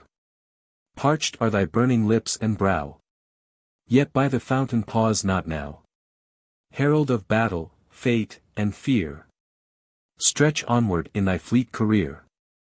The wounded hind thou track'st not now, pursuest not maid through greenwood bough, nor priest thou now thy flying pace with rivals in the mountain race. But danger, death, and warrior deed are in thy course. Speed, Malise, speed. 14. Fast as the fatal symbol flies, in arms the huts and hamlets rise. From winding glen, from upland brown, they poured each hardy tenant down, nor slacked the messenger his pace. He showed the sign, he named the place, and, pressing forward like the wind, left clamour and surprise behind. The fisherman forsook the strand, the swarthy smith took dirk and brand. With changed cheer, the mower blithe left in the half-cut swath his scythe. The herds without a keeper strayed, the plough was in mid-furrow staved. The falconer tossed his hawk away, the hunter left the stag at hay. prompt at the signal of alarms. Each son of Alpine rushed to arms. So swept the tumult and affray along the margin of Acre. Alas, thou lovely lake, that ere thy banks should echo sounds of fear, the rocks, the bosky thickets, sleep so stilly on thy bosom deep. The lark's blithe carol from the cloud seems for the scene too gaily loud. 15. Speed, Malice, speed. The lake is past. Duncragan's huts appear at last. And peep, like moss-grown rocks, half seen, half hidden in the copse so green. There mayst thou rest, thy labour done. Their lord shall speed the signal on. As stoops the hawk upon his prey, the henchman shot him down the way. What woeful accents load the gale? The funeral yell, the female wail. A gallant hunter's sport is o'er. A valiant warrior fights no more. Who, in the battle or the chase, at Roderick's side shall fill his place. Within the hall, where torches ray supplies the excluded beams of day, lies Duncan on his lowly bier, and o'er him streams his widow's tear. His stripling son stands mournful by. His youngest weeps, but knows not why. The village maids and matrons round the dismal coronach resound. 16. Coronach. He is gone on the mountain. He is lost to the forest. Like a summer-dried fountain, when our need was the sorest. The fount, reappearing, from the raindrops shall borrow. But to us comes no cheering. To Duncan no morrow. The hand of the reaper takes the ears that are hoary. But the voice of the weeper wails manhood in glory. The autumn winds rushing waft the leaves that are searest. But our flower was in flushing when blighting was nearest. Fleet foot on the coriae, sage counsel in cumber, red hand in the foray. How sound is thy slumber! Like the dew on the mountain, like the foam on the river, like the bubble on the fountain. Thou art gone, and forever. 17. See Stuma, who, the bier beside his master's corpse with wonder eyed. Poor Stuma, whom his least halloo could send like lightning o'er the dew. Bristles his crest, and points his ears, as if some stranger step he hears. T is not a mourner's muffled tread, who comes to sorrow o'er the dead. But headlong haste or deadly fear urge the precipitate career. All stand aghast, unheeding all. The henchman bursts into the hall. Before the dead man's bier he stood, held forth the cross besmeared with blood. The muster-place is Lonrick Mead. Speed forth the signal. Clansmen, speed. 18. Angus, the heir of Duncan's line, sprung forth and seized the fatal sign. In haste the stripling to his side, his father's dirk and broadsword tied. But when he saw his mother's eye watch him in speechless agony, back to her opened arms he flew, pressed on her lips a fond adieu. Alas, she sobbed, and yet be gone. And speed thee forth, like Duncan's son. One look he cast upon the bier, dashed from his eye the gathering tear, breathed deep to clear his laboring breast, and tossed aloft his bonnet crest. Then, like the high-bred colt when, freed, first he essays his fire and speed, he vanished, and o'er moor and moss sped forward with the fiery cross. Suspended was the widow's tear, while yet his footsteps she could hear. And when she marked the henchman's eye, wet with unwonted sympathy, "Kinsman," she said, "his race is run. That should have sped thine errand on. The oak tea's fallen. The sapling bough is all Duncragan's shelter now. Yet trust one well, his duty done. The orphan's God will guard my son." And you, in many a danger true. At Duncan's hest your blades that drew. To arms, and guard that orphan's head. Let babes and women wail the dead. Then weapon clang and martial call resounded through the funeral hall. While from the walls the attendant band snatched sword and targe with hurried hand. And short and flitting energy glanced from the mourner's sunken eye. As if the sounds to warrior dear might rouse her Duncan from his bier. But faded soon that borrowed force. Grief claimed his right, and tears their course. 19. Benlady saw the cross of fire. It glanced like lightning up Strathire. O'er dale and hill the summons flew. Nor rest nor pause young Angus knew. The tear that gathered in his eye. He deft the mountain breeze to dry. Until, where Teitha's young waters roll, betwixt him and a wooded knoll, that graced the sable strath with green, the chapel of Saint Bride was seen. Swoln was the stream, remote the bridge. But Angus paused not on the edge. Though the clerk waves danced dizzily, though reeled his sympathetic eye, he dashed amid the torrent's roar. His right hand high the crosslet bore. His left the poleaxe grasped, to guide and stay his footing in the tide. He stumbled twice, the foam splashed high. With hoarser swell the stream raced by. And had he fallen, forever there. Farewell Duncraggan's orphan heir.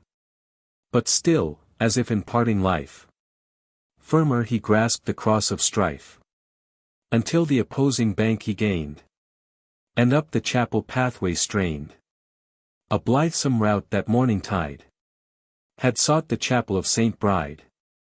Her troth Tombia's Mary gave to Norman, heir of Armand Ave. And, issuing from the Gothic arch, the bridal now resumed their march. In rude but glad procession came bonnet sire and coif-clad dame, and plaid youth, with jest and jeer, which snooted maiden would not hear. And children, that, unwitting why, lent the gay shout their shrilly cry. And minstrels, that in measures vied, before the young and bonny bride, whose downcast eye and cheek disclose the tear and blush of morning rose. With virgin step and bashful hand, she held the kerchief's snowy band. The gallant bridegroom by her side beheld his prize with victor's pride. And the glad mother in her ear was closely whispering word of cheer. 21. Who meets them at the churchyard gate? The messenger of fear and fate. Haste in his hurried accent lies. And grief is swimming in his eyes. All dripping from the recent flood. Panting and travel-soiled he stood. The fatal sign of fire and sword held forth, and spoke the appointed word. The muster-place is Lonrick Mead. Speed forth the signal. Norman, speed. And must he change so soon the hand? Just linked to his by holy band. For the fell cross of blood and brand. And must the day so blithe that rose, and promised rapture in the close, before its setting hour, divide the bridegroom from the plighted bride? O fatal doom it must. It must. Clan Alpine's cause, her chieftain's trust. Her summons dread, brook no delay. Stretch to the race, away. Away. 22. Yet slow he laid his plaid aside, and lingering eyed his lovely bride, until he saw the starting tear. Speak woe he might not stop to cheer. Then, trusting not a second look, in haste he sped hind up the brook, nor backward glanced till on the heath, where Lubnaig's lake supplies the teeth. What in the racer's bosom stirred? The sickening pang of hope deferred, and memory with a torturing train of all his morning visions vain, mingled with love's impatience, came the manly thirst for martial fame, the stormy joy of mountaineers, ere yet they rush upon the spears. And zeal for clan and chieftain burning. And hope, from well-fought field returning. With war's red honors on his crest. To clasp his Mary to his breast. Stung by such thoughts, o'er bank and brae. Like fire from flint he glanced away. While high resolve and feeling strong. Burst into voluntary song. 23. Song. The heath this night must be my bed. The bracken curtain for my head. My lullaby the waters tread. Far, far, from love and thee, Mary. Tomorrow eve, more stilly laid. My couch may be my bloody plaid. My vesper song thy wail, sweet maid. It will not waken me, Mary. I may not, dare not, fancy now. The grief that clouds thy lovely brow. I dare not think upon thy vow. And all it promised me, Mary. No fond regret must Norman know. When bursts clan Alpine on the foe. His heart must be like bended bow. His foot like arrow free, Mary. A time will come with feeling fraught. For, if I fall in battle fought. Thy hapless lover's dying thought. Shall be a thought on thee, Mary. And if return from conquered foes. How blithely will the evening close. How sweet the linnets sing repose. To my young bride and me, Mary. 24. Not faster o'er thy heathery braes. Balquidder, speeds the midnight blaze. Rushing in conflagration strong. Thy deep ravines and dells along. Wrapping thy cliffs in purple glow. And reddening the dark lakes below. Nor faster speeds it, nor so far. As o'er thy heaths the voice of war. The signal roused to martial coil. The sullen margin of Loch Voil. Wakes still Loch Doine, and to the source. Alarmed, Balvague, thy swampy course. Thence southward turned its rapid road. Adown Strathgartney's valley broad. Till rose in arms each man might claim. A portion in Clan Alpine's name. From the grey sire, whose trembling hand could hardly buckle on his brand. To the raw boy, whose shaft and bow were yet scarce terror to the crow.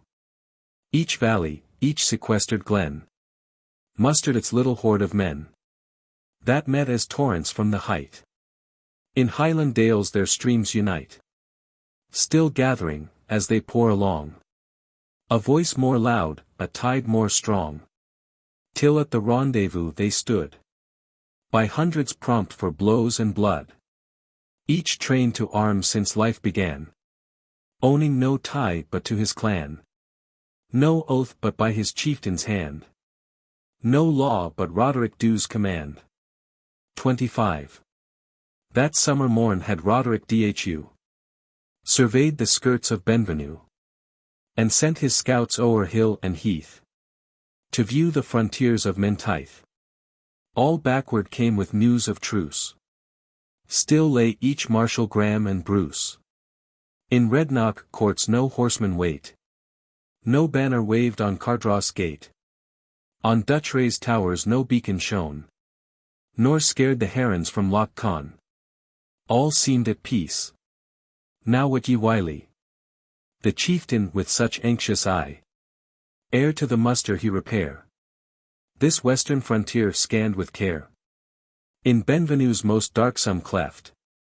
A fair though cruel pledge was left. For Douglas, to his promise true.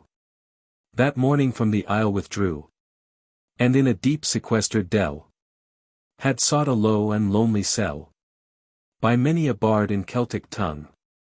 Has Coirnan been sung. A softer name the Saxons gave. And called the grot the Goblin Cave. 26. It was a wild and strange retreat. As air was trod by outlaws' feet. The dell, upon the mountain's crest. Yawned like a gash on warrior's breast. Its trench had stayed full many a rock. Hurled by primeval earthquake shock. From Benvenue's grey summit wild. And here, in random ruin piled. They frowned incumbent o'er the spot, and formed the rugged sylvan wrought. The oak and birch with mingled shade, at noontide there a twilight made. Unless when short and sudden shone some straggling beam on cliff or stone, with such a glimpse as prophet's eye gains on thy depth, futurity. No murmur waked the solemn still, save tinkling of a fountain rill. But when the wind chafed with the lake, a sullen sound would upward break, with dashing hollow voice, that spoke the incessant war of wave and rock. Suspended cliffs with hideous sway seemed nodding o'er the cavern grey. From such a den the wolf had sprung, in such the wild cat leaves her young. Yet Douglas and his daughter fair sought for a space their safety there. Grey superstition's whisper dread debarred the spot to vulgar tread. For there, she said, did fays resort, and satyrs hold their sylvan court. By moonlight tread their mystic maze, and blast the rash beholder's gaze. 27. Now eve, with western shadows long, floated on Katrine bright and strong. When Roderick with a chosen few repassed the heights of Benvenue. Above the goblin cave they go, through the wild pass of Beelnambo. The prompt retainers speed before, to launch the shallop from the shore. For cross Loch Katrine lies his way, to view the passes of Acre, and place his clansmen in array. Yet lags the chief in musing mind, unwonted sight, his men behind. A single page, to bear his sword, alone attended on his lord. The rest their way through thickets break, and soon await him by the lake. It was a fair and gallant sight, to view them from the neighboring height, by the low-levelled sunbeam's light. For strength and stature, from the clan, each warrior was a chosen man, as even afar might well be seen, by their proud step and martial mien. Ere feathers dance, their tartars float, their targets gleam, as by the boat. A wild and warlike group they stand, that well became such mountain strand. 18. Their chief with step reluctant still, was lingering on the craggy hill, hard by where turned apart the road, to Douglas's obscure abode.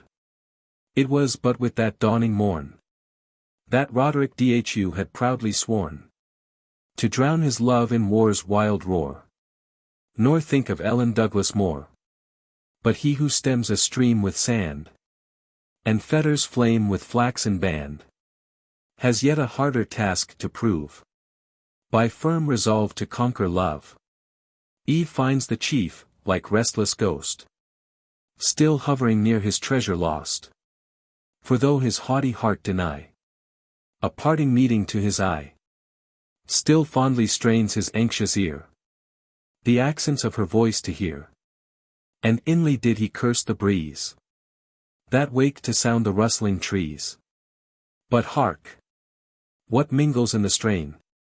It is the harp of Alpine, that wakes its measure slow and high, attuned to sacred minstrelsy. What melting voice attends the strings?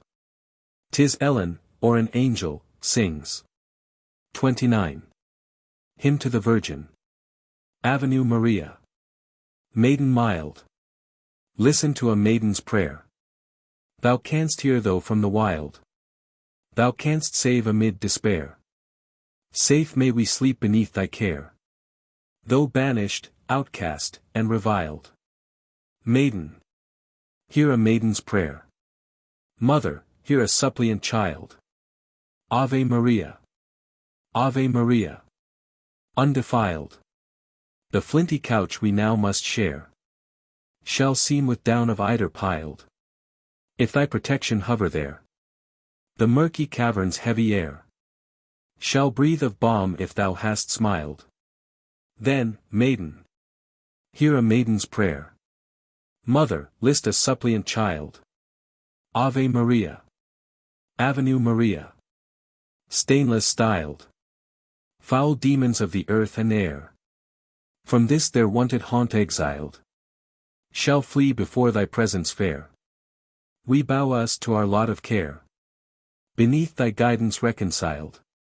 Here for a maid a maiden's prayer, and for a father here a child. Ave Maria. XXX. Died on the harp the closing hymn, unmoved in attitude and limb, as listening still, Clan Alpine's lord stood leaning on his heavy sword, until the page with humble sign twice pointed to the sun's decline. Then while his plaid he round him cast, "It is the last time, 'tis the last." He muttered thrice, "The last time ere that angel voice shall Roderick hear." It was a goading thought, his stride hied hastier down the mountainside. Sullen he flung him in the boat. An instant crossed the lake it shot. They landed in that silvery bay, and eastward held their hasty way, till, with the latest beams of light, the band arrived on Lonrick height, where mustered in the vale below Clan Alpine's men in martial show. 31. A various scene the clansmen made. Some sat, some stood, some slowly strayed, but most, with mantles folded round, were couched to rest upon the ground, scarce to be known by curious eye, from the deep heather where they lie. So well was matched the tartan screen, with heath-bell dark and brackens green, unless where, here and there, a blade, or lance's point a glimmer made, like glowworm twinkling through the shade. But when, advancing through the gloom, they saw the chieftain's eagle plume, their shout of welcome, shrill and wide, shook the steep mountain's steady side. Thrice it arose, and lake and fell. 3 times returned the martial yell. It died upon Bochastle's plain, and silence claimed her evening reign. Canto 4th. The Prophecy. I. The rose is fairest when tea is budding new, and hope is brightest when it dawns from fears. The rose is sweetest washed with morning dew, and love is loveliest when embalmed in tears. O wilding rose, whom fancy thus endears, I bid your blossoms in my bonnet wave, emblem of hope and love through future years. Thus spoke young Norman, heir of Armandave, what time the sun arose on Venicar's broad wave. 2. Such fond conceit, half said, half sung, love prompted to the bridegroom's tongue, all while he stripped the wild rose spray. His axe and bow beside him lay, for on a pass, 'twixt lake and wood, a wakeful sentinel he stood. Hark! On the rock a footstep rung, an instant to his arms he sprung. Stand, or thou deest, what, Mallis, soon art thou returned from braes of Doon? By thy keen step and glance I know, thou bring'st us tidings of the foe. For while the fiery cross tried on distant scout had Mallis gone. Where sleeps the chief, the henchman said, apart, in yonder misty glade. To his lone couch I'll be your guide. Then called a slumberer by his side, and stirred him with his slackened bow. Up, up, Glentarkin! Rouse thee, ho! We seek the chieftain, on the track. Keep eagle watch till I come back. 3. Together up the pass they sped. What of the foeman? Norman said. Varying reports from near and far. This certain, that a band of war has for 2 days been ready bound, at prompt command to march from Doon. King James the while, with princely powers, holds revelry in Stirling towers.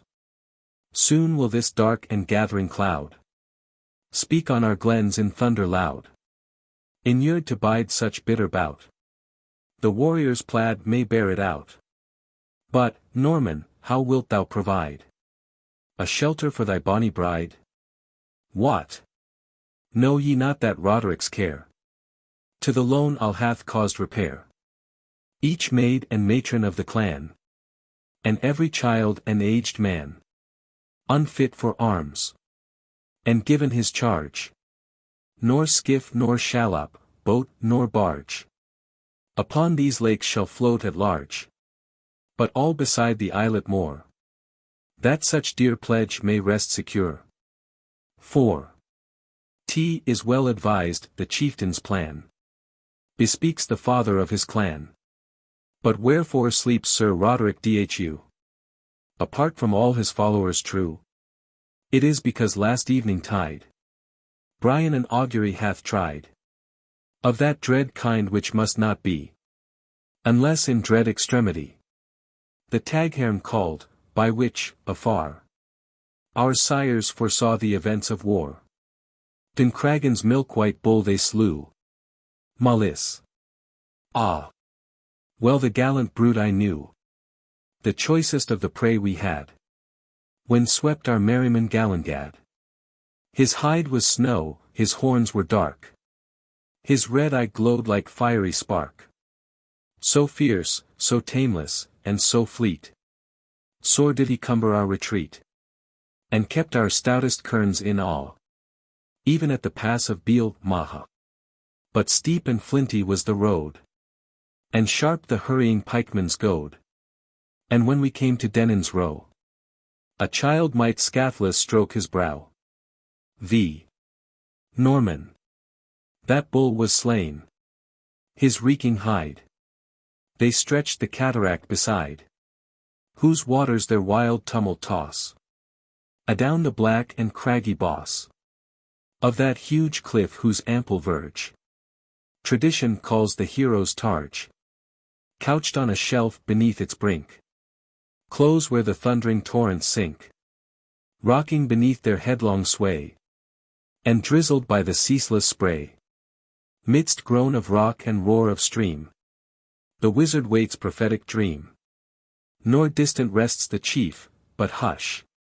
See, gliding slow through mist and bush, the hermit gains yon rock, and stands to gaze upon our slumbering bands. Seems he not, Malice, like a ghost that hovers o'er a slaughtered host, or raven on the blasted oak, that, watching while the deer is broke, his morsel claims with sullen croak? Malice. Peace. Peace. To other than to me, thy words were evil augury. But still I hold Sir Roderick's blade, Clan Alpine's omen and her aid. Not aught that, gleaned from heaven or hell, yon fiend-begotten monk can tell. The chieftain joins him, see and now, together they descend the brow. 6. And, as they came, with Alpine's lord, the hermit monk held solemn word. Roderick, it is a fearful strife for man endowed with mortal life, whose shroud of sentient clay can still feel feverish pang and fainting chill, whose eye can stare in stony trance, whose hair can rouse like warrior's lance. 'Tis hard for such to view, unfurled, the curtain of the future world. Yet, witness every quaking limb, my sunken pulse, mine eyeballs dim, my soul with harrowing anguish torn.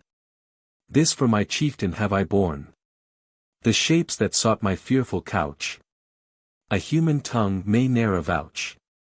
No mortal man save he, who, bred between the living and the dead, is gifted beyond nature's law, had e'er survived to say he saw.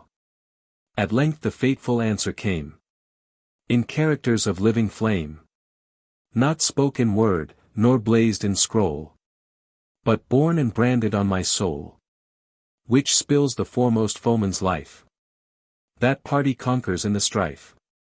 7. Thanks, Brian, for thy zeal and care. Good is thine augury, and fair. Clan Alpine ne'er in battle stood, but first our broadswords tasted blood. A surer victim still I know, self-offered to the auspicious blow. A spy has sought my land this morn, no eve shall witness his return. My followers guard each pass's mouth. To east, to westward, and to south. Red Murdoch, bribed to be his guide, has charge to lead his steps aside, till in deep path or dingle brown, he light on those shall bring him clown. But see, who comes his news to show. Malice. What tidings of the foe? 8. At Doon, o'er many a spear and glaive, two barons proud their banners wave. I saw the Moray's silver star, and marked the sable pale of March. By Alpine's soul, high tidings those I love to hear of worthy foes. When move they on? Tomorrow's noon. We'll see them here for battle bound. Then shall it see a meeting stern. But, for the place, say, couldst thou learn not of the friendly clans of Erne? Strengthened by them, we well might bide the battle on Benlady's side. Thou couldst not, well. Clan Alpine's men shall man the Trossachs' shaggy glen. Within Loch Katrine's gorge will fight, all in our maids' and matrons' sight. Each for his hearth and household fire. Father for child, and son for sire lover. For maid beloved, but why? Is it the breeze affects mine eye? Or dost thou come, ill-omened tear? A messenger of doubt or fear? No. Sooner may the Saxon lance unfix Benlady from his stance, than doubt or terror can pierce through the unyielding heart of Roderick Dhu. 'Tis stubborn as his trusty targe. Each to his post, all know their charge. The pibroch sounds, the bands advance. The broadswords gleam, the banners dance. Obedient to the chieftain's glance, I turn me from the martial roar, and seek Coir-Uriskin once more. 9. Where is the Douglas? He is gone. And Ellen sits on the grey stone, fast by the cave, and makes her moan, while vainly Alan's words of cheer are poured on her unheeding ear. He will return, dear lady, trust. With joy return, he will, he must. Well was it time to seek afar some refuge from impending war, when e'en Clan Alpine's rugged swarm are cowed by the approaching storm. I saw their boats with many a light, floating the livelong yesternight, shifting like flashes darted forth by the red streamers of the north. I marked at morn how close they ride, thick moored by the lone islet's side, like wild ducks couching in the fun, when stoops the hawk upon the glen. Since this rude race dare not abide the peril on the mainland side, shall not thy noble father's care some safe retreat for thee prepare? X. Ellen. No, Alan, no pretext so kind my wakeful terrors could not blind, when in such tender tone, yet grave, Douglas a parting blessing gave. The tear that glistened in his eye drowned not his purpose fixed and high. My soul, though feminine and weak, can image his, e'en as the lake, itself disturbed by slightest stroke, reflects the invulnerable rock. He hears report of battle rife, he deems himself the cause of strife. I saw him redden when the theme turned, Alan, on thine idle dream of Malcolm Graeme in fetters bound, which I, thou saidst, about him wound. Think'st thou he bowed thine omen aught? Oh no, was apprehensive thought. For the kind youth, for Roderick Dhu, let me be just that friend so true. In danger both, and in our cause. Minstrel, the Douglas dare not pause. Why else that solemn warning given? If not on earth, we meet in heaven. Why else, to Cambuskenneth's fane? If Eve return him not again, am I to hie and make me known? Alas! He goes to Scotland's throne, buys his friend's safety with his own. He goes to do what I had done, had Douglas' daughter been his son. 11. Nay, lovely Ellen, dearest, nay. If aught should his return delay, he only named yon holy fane as fitting place to meet again. Be sure he's safe. And for the Graeme, heaven's blessing on his gallant name. My vision's sight may yet prove true, nor bode of ill to him or you. When did my gifted dream beguile? Think of the stranger at the isle, and think upon the harping slow, that presaged this approaching woe. Sooth was my prophecy of fear. Believe it when it augurs cheer. Would we had left this dismal spot. Ill luck still haunts a fairy spot. Of such a wondrous tale I know. Dear lady, change that look of woe. My harp was wont thy grief to cheer. Ellen. Well, be it as thou wilt. I hear, but cannot stop the bursting tear. The minstrel tried his simple art. Rut distant far was Ellen's heart. 12. Ballad. Alice Brand. Merry it is in the good greenwood, when the mavis and merle are singing, when the deer sweeps by, and the hounds are in cry, and the hunter's horn is ringing. O Alice Brand, my native land is lost for love of you, and we must hold by wood and word, as outlaws wont to do. O Alice, tea was all for thy locks so bright, and tea was all for thine eyes so blue, that on the night of our luckless flight, thy brother bold I slew.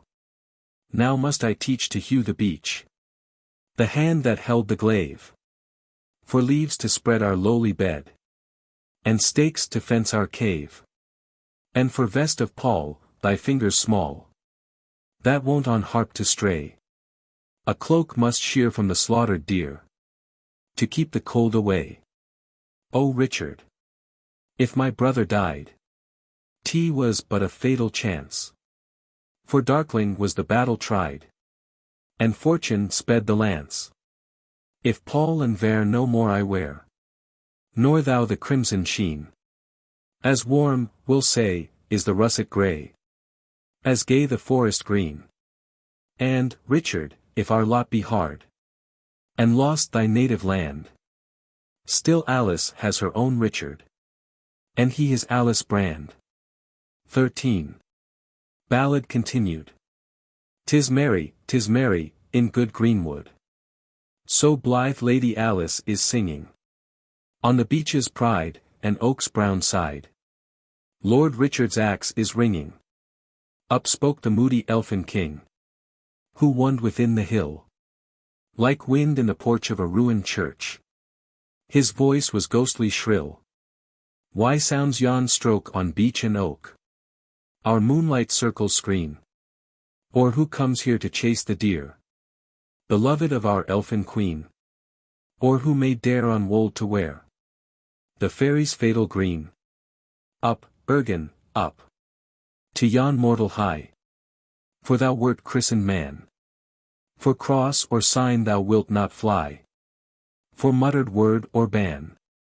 Lay on him the curse of the withered heart, the curse of the sleepless eye, till he wish and pray that his life would part, nor yet find leave to die. 14. Ballad continued.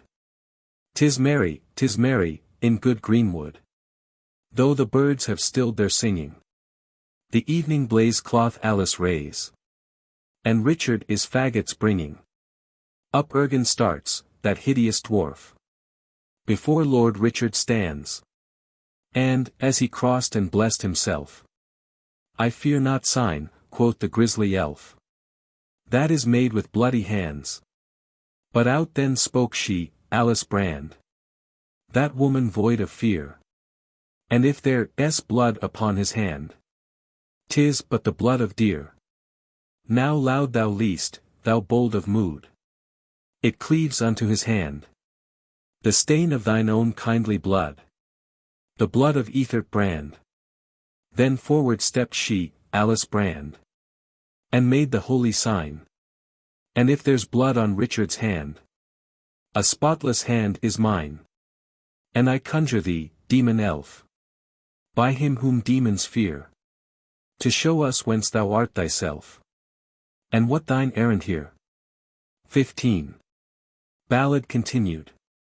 'Tis merry, in fairyland, when fairy birds are singing, when the court cloth ride by their monarch's side, with bit and bridle ringing, and gaily shines the fairyland. But all is glistening show, like the idle gleam that December's beam can dart on ice and snow. And fading, like that varied gleam, is our inconstant shape, who now like knight and lady seem, and now like dwarf and ape. It was between the night and day, when the fairy king has power, that I sunk down in a sinful fray, and 'twixt life and death was snatched away to the joyless elfin bower. But wist I of a woman bold, who thrice my brow durst sign, I might regain my mortal mould, as fair a form as thine. She crossed him once, she crossed him twice. That lady was so brave. The fouler grew his goblin hue, the darker grew the cave. She crossed him thrice, that lady bold. He rose beneath her hand, the fairest knight on Scottish mould. Her brother, Ethert Brand. Merry it is in good greenwood, when the mavis and merle are singing. But merrier were they in Dunfermline grey, when all the bells were ringing. 16.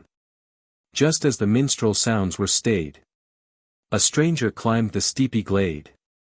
His martial step, his stately mien, his hunting suit of Lincoln green, his eagle glance, remembrance claims. 'Tis Snowdoun's knight, 'tis James Fitz-James. Ellen beheld as in a dream. Then, starting, scarce suppressed a scream. O stranger! In such hour of fear, what evil hap has brought thee here? An evil hap, how can it be, that bids me look again on thee? By promise bound, my former guide met me betimes this morning tide, and marshalled over bank and bourne the happy path of my return. The happy path, what? Said he not? Of war, of battle to be fought, of guarded pass? No, by my faith. Nor saw I aught could augur scathe. O haste thee, Allan, to the kern. Yonder his Tartars I discern. Learn thou his purpose, and conjure that he will guide the stranger sure. What prompted thee, unhappy man? The meanest serf in Roderick's clan had not been bribed, by love or fear, unknown to him to guide thee here. 17. Sweet Ellen, dear my life must be, since it is worthy care from thee. Each life I hold but idle breath, when love or honour's weighed with death. Then let me profit by my chance, and speak my purpose bold at once. I come to bear thee from a wild, where ne'er before such blossom smiled, by this soft hand to lead thee far, from frantic scenes of feud and war. Near Bochastle my horses wait, they bear us soon to Stirling gate. I'll place thee in a lovely bower, I'll guard thee like a tender flower. Oh hush, Sir Knight, 't were female art to say I do not read thy heart. Too much, before, my selfish ear was idly soothed my praise to hear. That fatal bait hath lured thee back in deathful hour, o'er dangerous track. And how, oh how, can I atone the wreck my vanity brought on? One way remains, I'll tell him all. Yes. Struggling bosom, forth it shall. Thou, whose light folly bears the blame, by thine own pardon with thy shame. But first my father is a man, outlawed and exiled, under ban. The price of blood is on his head. With me 't were infamy to wed. Still wouldst thou speak? Then hear the truth. Fitz-James, there is a noble youth, if yet he is, exposed for me, and mine to dread extremity. Thou hast the secret of my bears, Forgive, be generous, and depart. 18. Fitz-James knew every wily train. A lady's fickle heart to gain. But here he knew and felt them vain. There shot no glance from Ellen's eye, to give her steadfast speech the lie. In maiden confidence she stood, though mantled in her cheek the blood, and told her love with such a sigh of deep and hopeless agony, as death had sealed her Malcolm's doom. And she sat sorrowing on his tomb. Hope vanished from Fitz-James's eye, but not with hope fled sympathy. He proffered to attend her side, as brother would a sister guide. Oh, little know'st thou Roderick's heart, safer for both we go apart. Oh, haste thee, and from Allen learn, if thou mayst trust yon wily kern. With hand upon his forehead laid, the conflict of his mind to shade, a parting step or two he made. Then, as some thought had crossed his brain, he paused, and turned, and came again. 19. Here, lady, yet a parting word. It chanced in fight that my poor sword preserved the life of Scotland's lord. This ring the grateful monarch gave, and bade, when I had boon to crave, to bring it back, and boldly claim the recompense that I would name. Ellen, I am no courtly lord, but one who lives by lance and sword, whose castle is his helm and shield, his lordship the embattled field. What from a prince can I demand, who neither reck of state nor land? Ellen, thy hand the ring is thine. Each guard and usher knows the sign. Seek thou the king without delay. This signet shall secure thy way, and claim thy suit, whatever it be, as ransom of his pledge to me. He placed the golden circlet on, paused, kissed her hand, and then was gone. The aged minstrel stood aghast. So hastily Fitz-James shot past. He joined his guide, and wending down the ridges of the mountain brown, across the stream they took their way, that joins Loch Katrine to Acre. XX. All in the Trossachs glen was still. Noontide was sleeping on the hill. Sudden his guide whooped loud and high. Murdoch! Was that a signal cry? He stammered forth, I shout to scare yon raven from his dainty fare. He looked, he knew the raven's prey, his own brave steed. Ah! Gallant grey! For thee, for me, perchance 't were well. We ne'er had seen the Trossachs dell. Murdoch, move first but silently. Whistle or whoop, and thou shalt die. Jealous and sullen on they fared, each silent, each upon his guard. 21. Now wound the path its dizzy ledge, around a precipice's edge, when lo!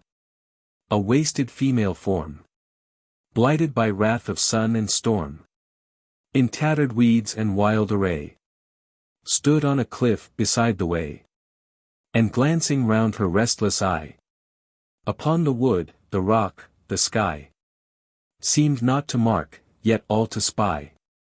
Her brow was wreathed with gaudy broom, with gesture wild she waved a plume of feathers, which the eagles fling to crag and cliff from dusky wing.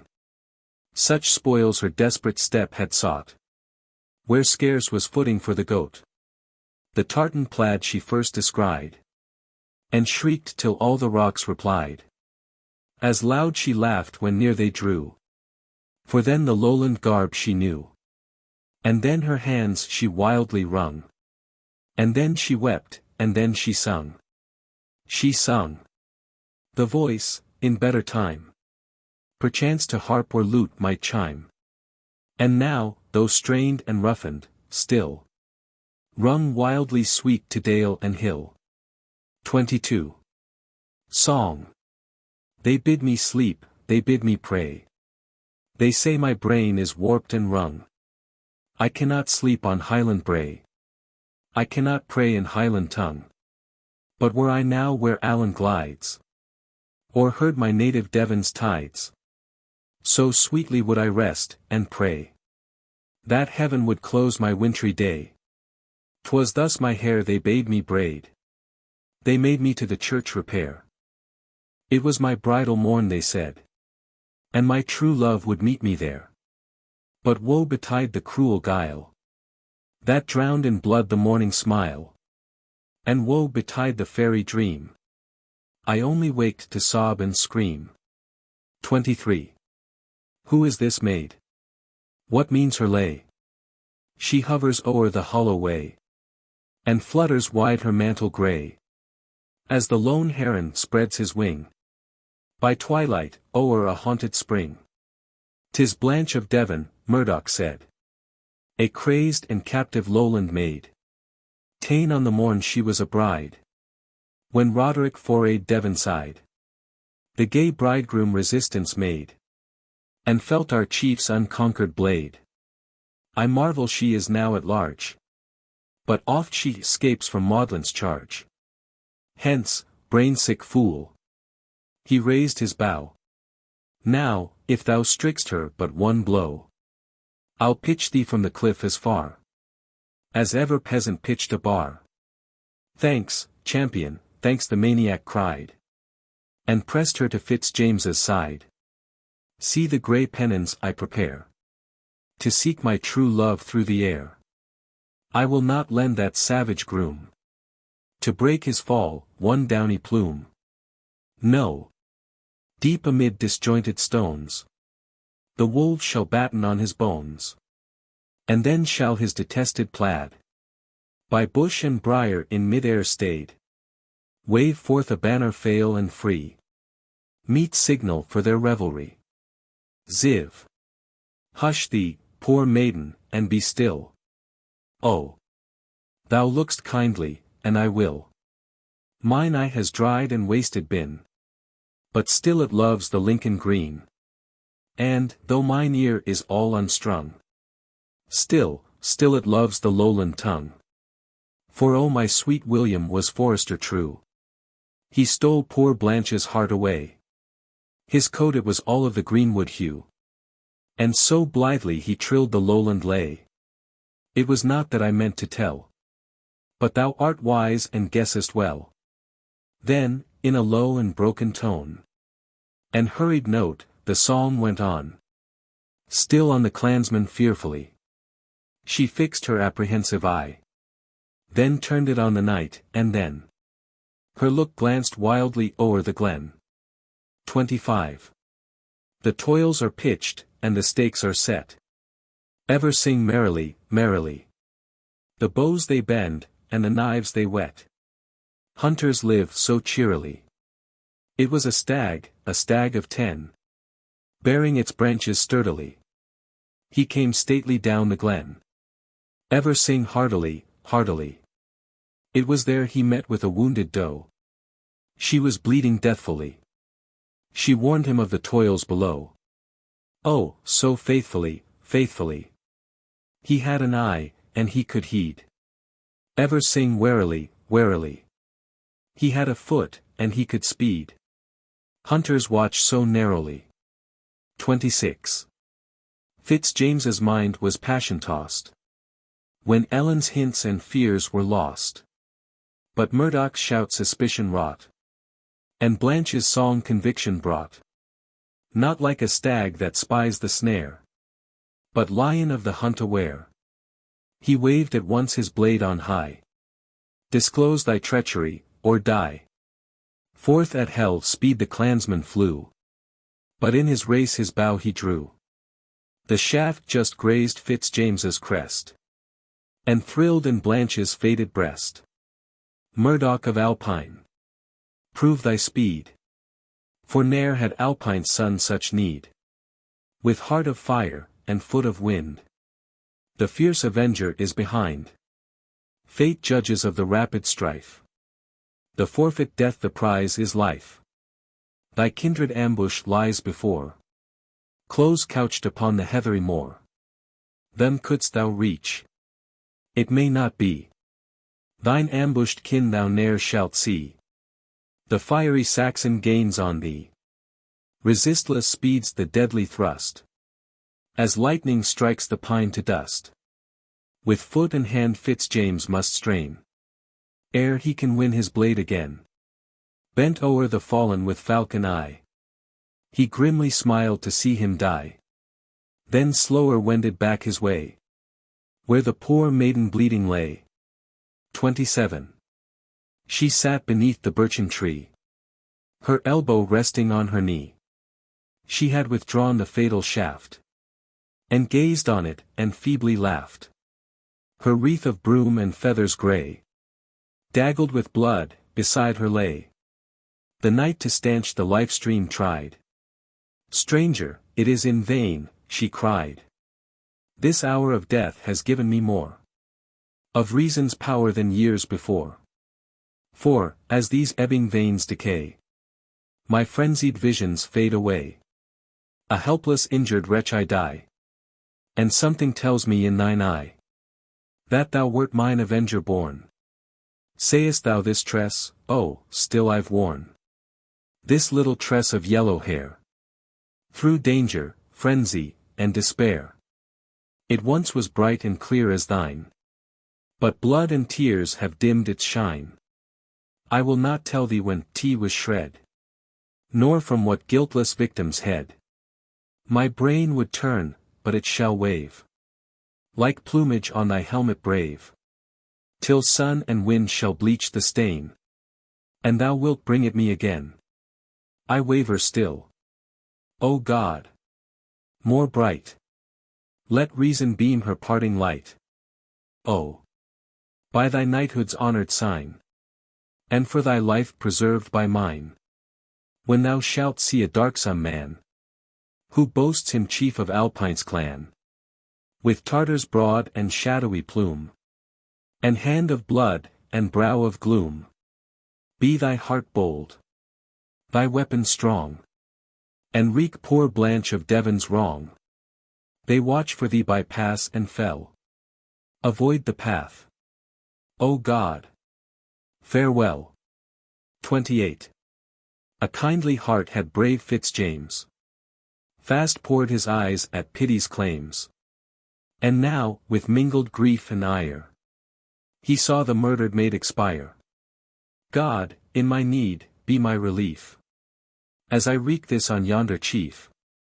A lock from Blanche's tresses fair he blended with her bridegroom's hair. The mingled braid in blood he dyed, and placed it on his bonnet side. By him whose word is truth, I swear, no other favor will I wear, till this sad token I imbrue in the best blood of Roderick Dhu. But hark! What means yon faint halloo? The chase is up, but they shall know. The stag at bay, a dangerous foe, barred from the known but guarded way. Through copse and cliffs Fitz-James must stray, and oft must change his desperate track. By stream and precipice turned back, heartless, fatigued, and faint, at length, from lack of food and loss of strength. He couched him in a thicket hoar, and thought his toils and perils o'er. Of all my rash adventures past, this frantic feat must prove the last. Who e'er so mad but might have guessed that all this Highland hornet's nest would muster up in swarms so soon, as ere they heard of bands at Doon. Like bloodhounds now they search me out. Hark, to the whistle and the shout. If farther through the wilds I go, I only fall upon the foe. I'll couch me here till evening grey, then darkling try my dangerous way. 29. The shades of eve come slowly down. The woods are wrapped in deeper brown. The owl awakens from her dell. The fox is heard upon the fell. Enough remains of glimmering light to guide the wanderer's steps aright. Yet not enough from far to show his figure to the watchful foe. With cautious step and ear awake, he climbs the crag and threads the brake. And not the summer solstice there tempered the midnight mountain air, but every breeze that swept the wold benumbed his drenched limbs with cold. In dread, in danger, and alone. Famished and chilled, through ways unknown. Tangled and steep, he journeyed on. Till, as a rock's huge point he turned. A watchfire close before him burned. XXX. Beside its embers red and clear. Basked in his plaid a mountaineer. And up he sprung with sword in hand. Thy name and purpose. Saxon, stand. A stranger. What cost thou require?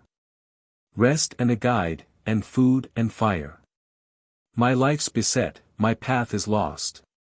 The gale has chilled my limbs with frost. Art thou a friend to Roderick? No. Thou darest not call thyself a foe. I dare. To him and all the band. He brings to aid his murderous hand. Bold words. But, though the beast of game, the privilege of chase may claim.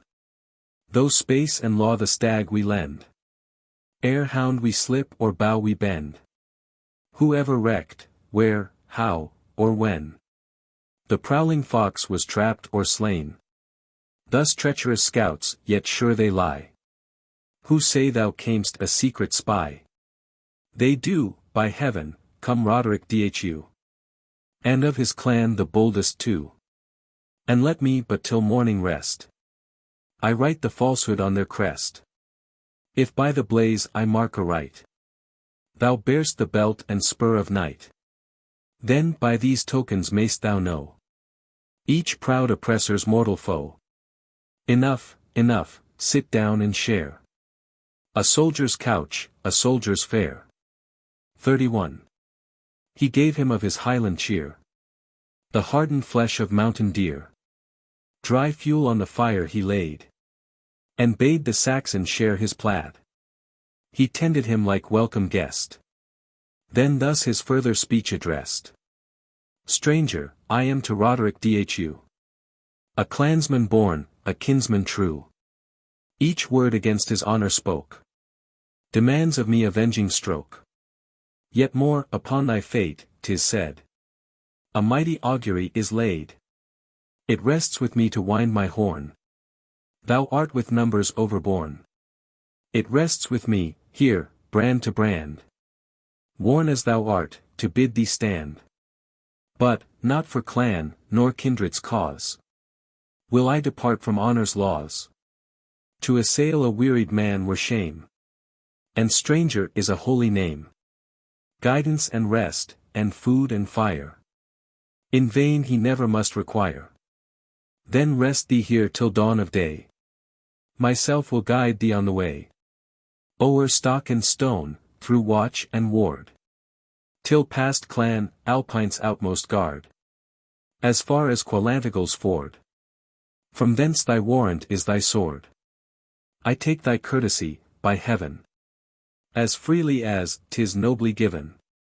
Well, rest thee, for the bittern's cry sings us the lake's wild lullaby. With that he shook the gathered heath, and spread his plaid upon the wreath. And the brave foemen, side by side, lay peaceful down like brothers tried, and slept until the dawning beam purpled the mountain and the stream. Canto 5th. The combat. I. Fair as the earliest beam of eastern light. When first, by the bewildered pilgrim spied, it smiles upon the dreary brow of night, and silvers o'er the torrent's foaming tide, and lights the fearful path on mountainside. Fair as that beam, although the fairest far, giving to horror grace, to danger pride. Shine martial faith, and courtesy's bright star, through all the wreckful storms that cloud the brow of war. 2. That early beam, so fair and sheen, was twinkling through the hazel screen. When, rousing at its glimmer red, the warriors left their lowly bed, looked out upon the dappled sky, muttered their soldier matins try, and then awaked their fire to steal, as short and rude, their soldier meal. That o'er, the gale around him threw His graceful plaid of varied hue.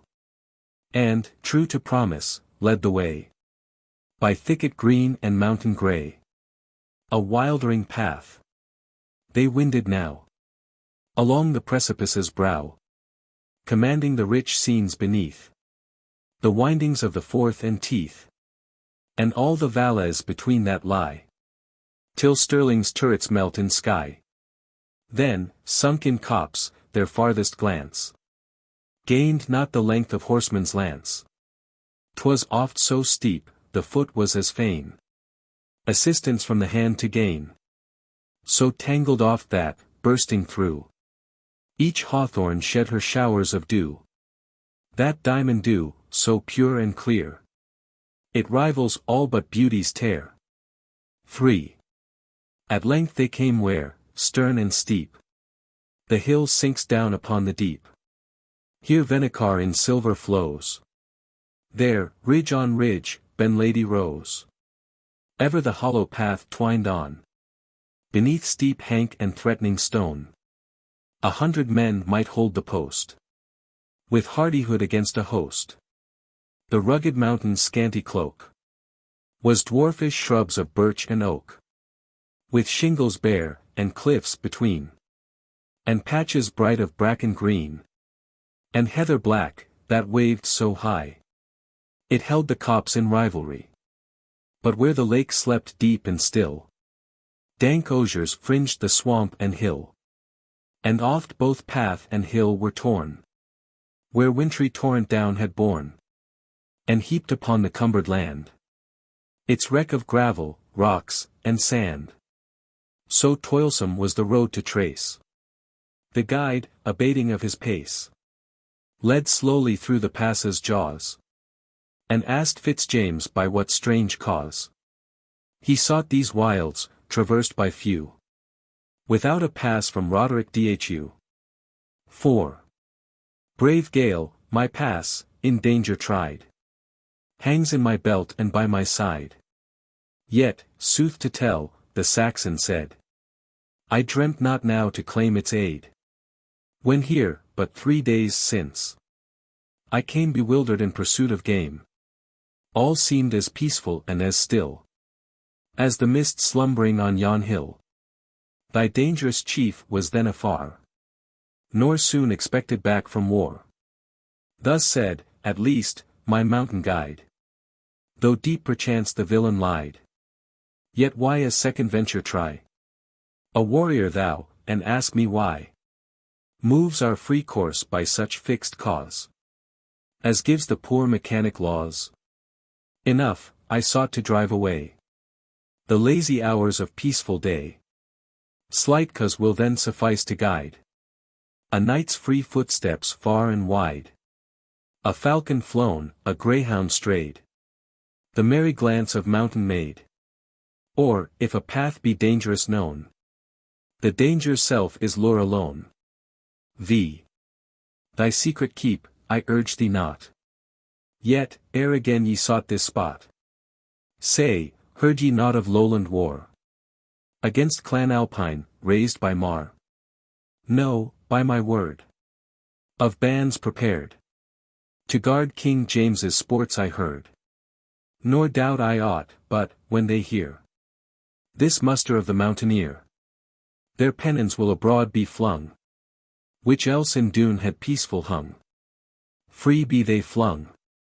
For we were loath. Their silken folds should feast the moth. Free be they flung, as free shall wave. Clan Alpine's pine in banner brave. But, stranger, peaceful since you came. Bewildered in the mountain game. Whence the bold boast by which you show? Which Alpine's vowed and mortal foe? Warrior, but yestermorn I knew.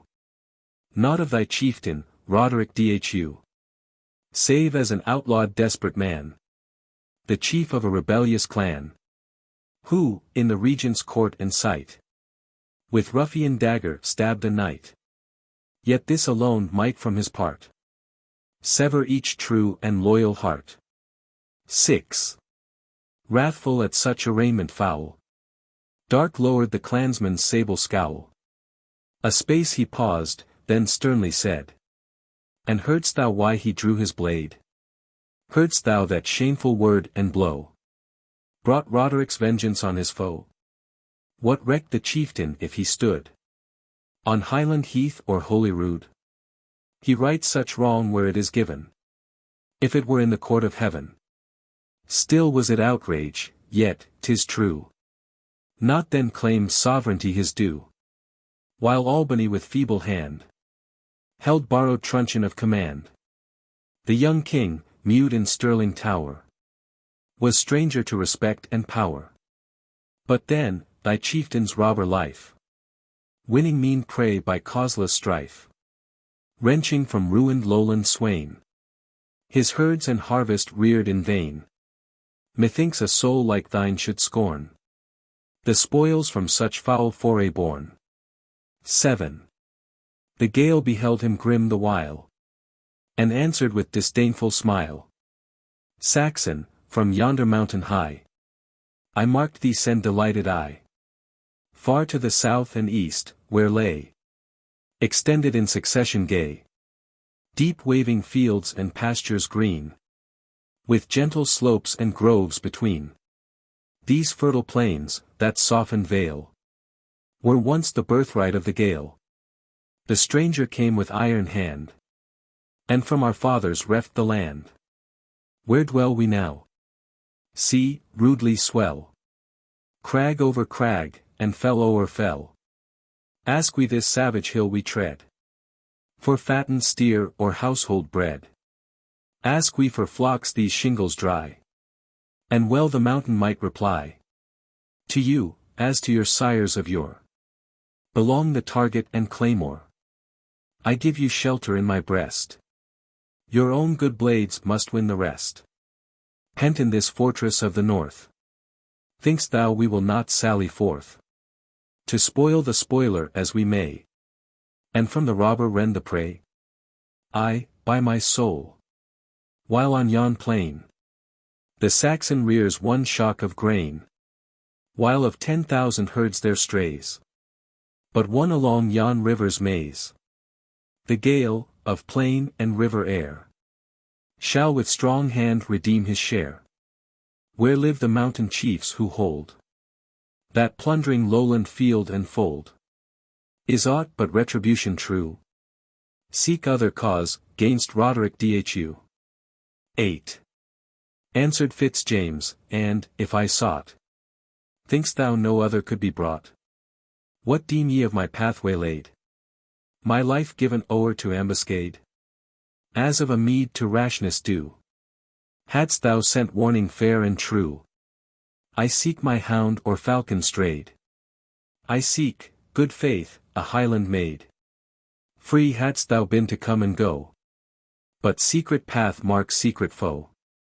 Nor yet for this, even as a spy, hadst thou, unheard, been doomed to die, save to fulfill an augury. Well, let it pass, nor will I now fresh cause of enmity avow, to chafe thy mood and cloud thy brow.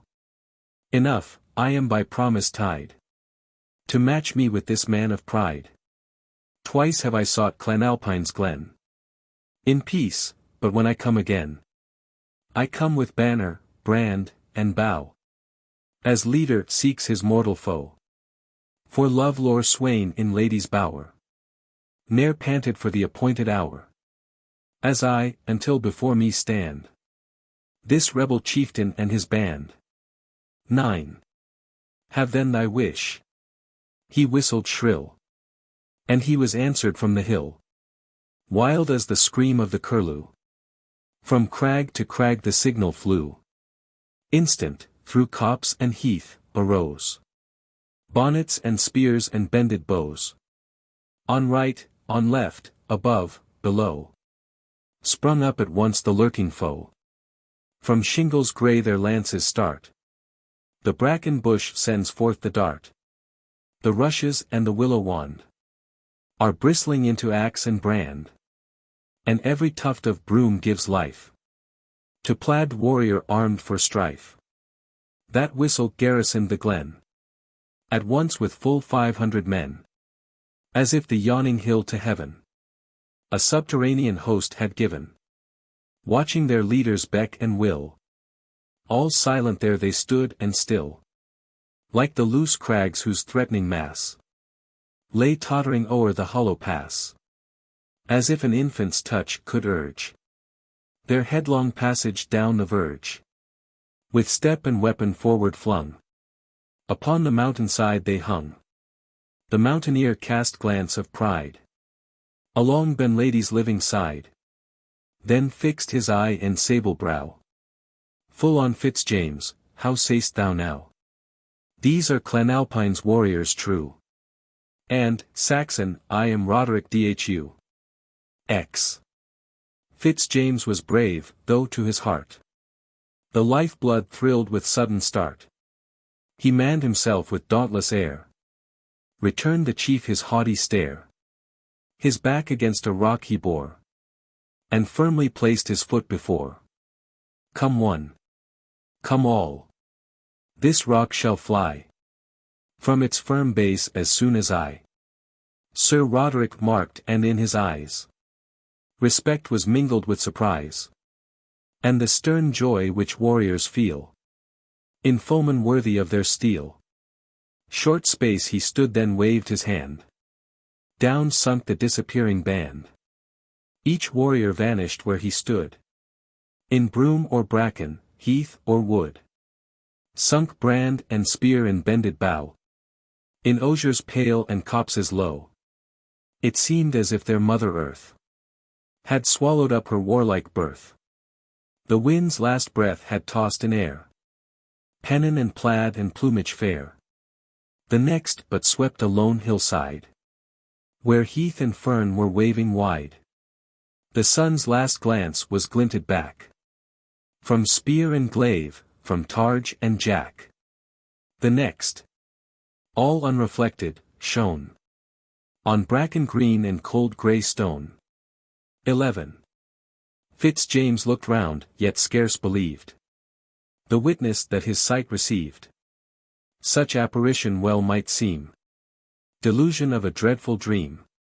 Sir Roderick in suspense he eyed, and to his look the chief replied, Fear not, nay, that I need not say. But doubt not aught from mine array. Thou art my guest. I pledged my word. As far as Qualantigal ford. Nor would I call a clansman's brand for aid against one valiant hand. Though on our strife lay every veil rent by the Saxon from the gale. So move we on. I only meant to show the reed on which you leant, deeming this path you might pursue, without a pass from Roderick Dhu. They moved. I said Fitz-James was brave as ever knight that belted glaive, yet dare not say that now his blood kept on its wont and tempered flood.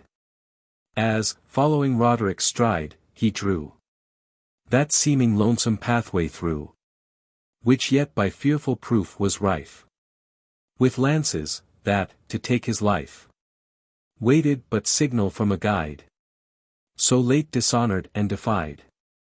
Ever, by stealth, his eye sought round the vanished guardians of the ground, and stirred from copse and heather deep. Fancy saw spear and broadsword peep, and in the plover's shrilly strain the signal whistle heard again. Nor breathed he free till far behind the pass was left, for then they wind along a wide and level green, where neither tree nor tuft was seen, nor rush nor bush of broom was near, to hide a bonnet or a spear. 12.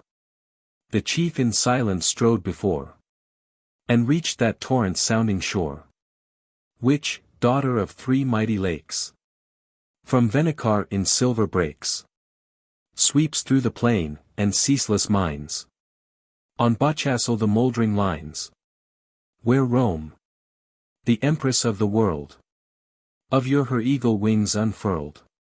And here his course the chieftain stayed, threw down his target and his plaid, and to the lowland warrior said, Bold Saxon, to his promise just, Which Alpine has discharged his trust. This murderous chief, this ruthless man. This head of a rebellious clan. Hath led thee safe, through watch and ward. Far past Clan Alpine's outmost guard. Now, man to man, and steel to steel. A chieftain's vengeance thou shalt feel. See, here all vantageless I stand. Armed like thyself with single brand. For this is Qualantigal ford. And thou must keep thee with thy sword. 13. The Saxon paused, I ne'er delayed. When foeman bade me draw my blade. Nay more, brave chief, I vowed thy death. Yet sure thy fair and generous faith. And my deep debt for life preserved. A better meed have well deserved. Can naught but blood our feud atone? Are there no means? No, stranger, none. And here, to fire thy flagging zeal. The Saxon cause rests on thy steel. For thus spoke fate by prophet bred. Between the living and the dead. Who spills the foremost foeman's life? His party conquers in the strife. Then, by my word, the Saxon said. The riddle is already read. Seek yonder break beneath the cliff. There lies red Murdoch, stark and stiff. Thus fate hath solved her prophecy. Then yield to fate, and not to me. To James at Stirling let us go. When, if thou wilt be still his foe. Or if the king shall not agree. To grant thee grace and favour free. I plight mine honour, oath, and word. That, to thy native strengths restored. With each advantage shalt thou stand.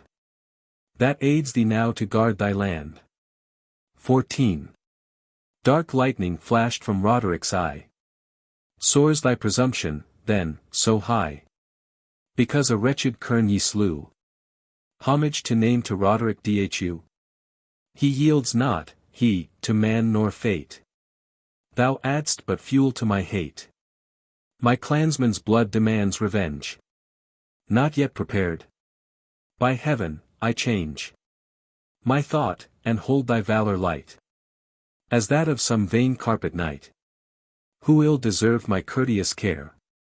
And whose best boast is but to wear a braid of his fair lady's hair. I thank thee, Roderick, for the word. It nerves my heart, it steels my sword. For I have sworn this braid to stain in the best blood that warms thy vein. Now, truce, farewell. And, rush, begone. Yet think not that by thee alone, proud chief, can courtesy be shown. Though not from copse, or heath, or cairn. Start at my whistle clansman stern.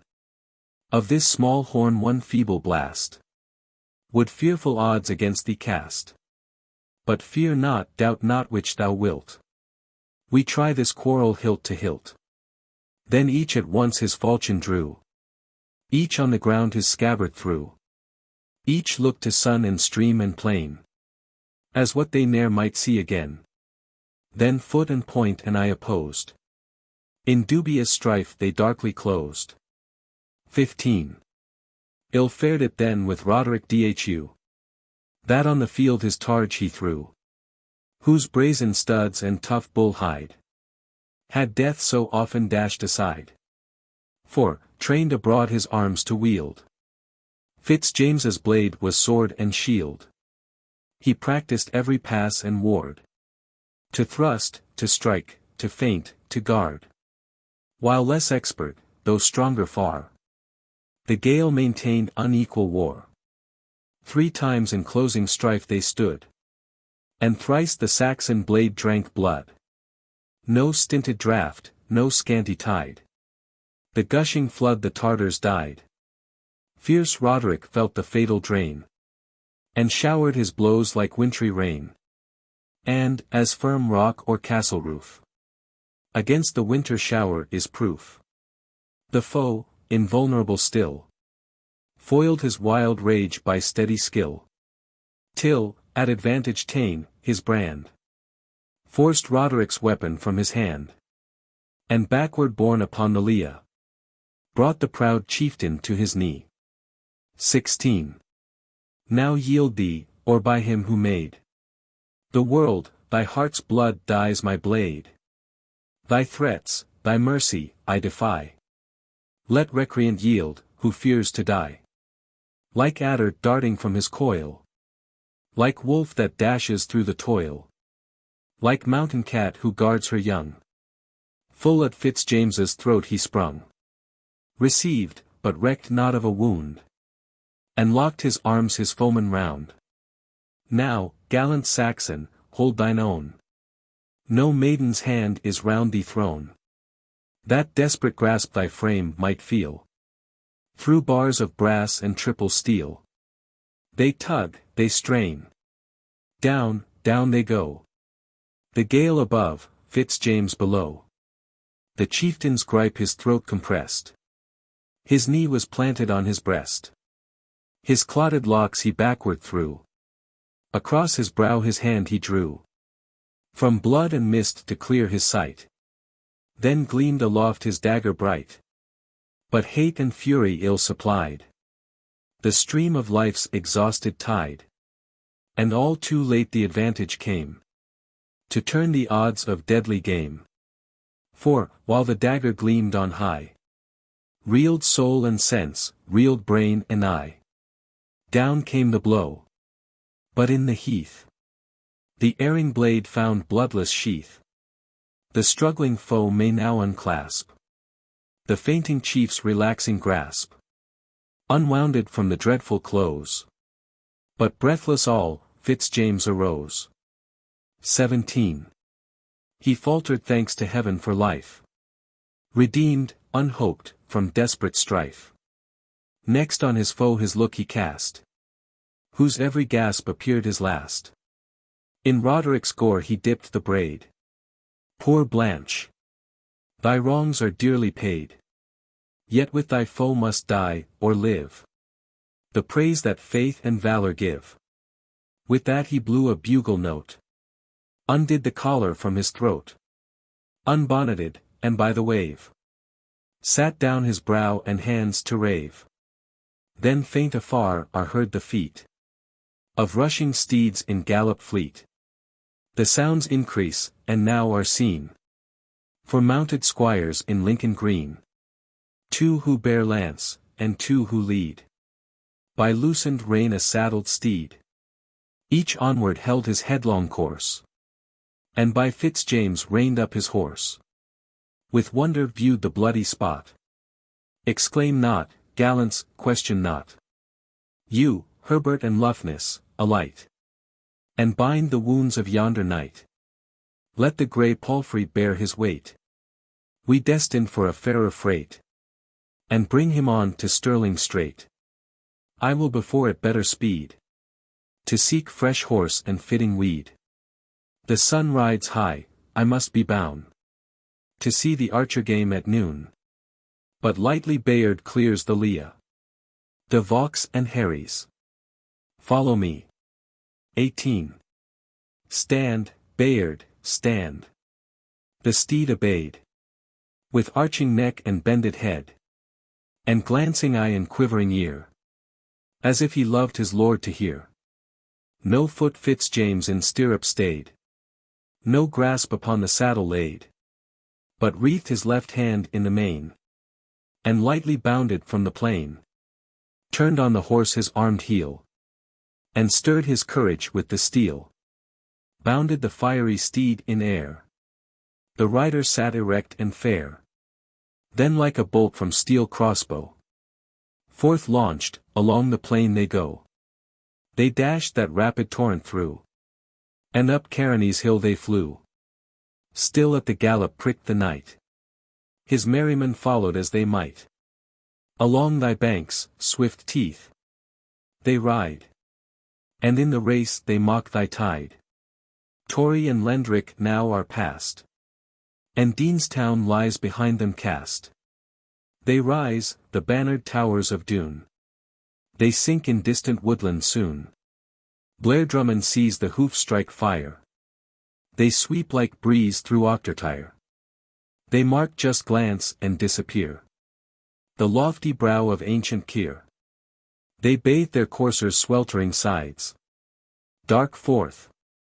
Amid thy sluggish tides. And on the opposing shore take ground. With plash, with scramble, and with bound. Right hand they leave thy cliffs, crag forth. And soon the bulwark of the north. Grey Stirling, with her towers and town. Upon their fleet career looked clown. 19. As up the flinty path they strained. Sudden his steed the leader reined. A signal to his squire he flung. Who instant to his stirrup sprung. Sayest thou, De Vaux, yon woodsman grey? Who town ward holds the rocky way? Of stature tall and poor array? Mark'st thou the firm, yet active stride? With which he scales the mountainside? Know'st thou from whence he comes, or whom? No, by my word. A burly groom. He seems, who in the field or chase. A baron's train would nobly grace. Out, De Vaux. Can fear supply? And jealousy, no sharper eye?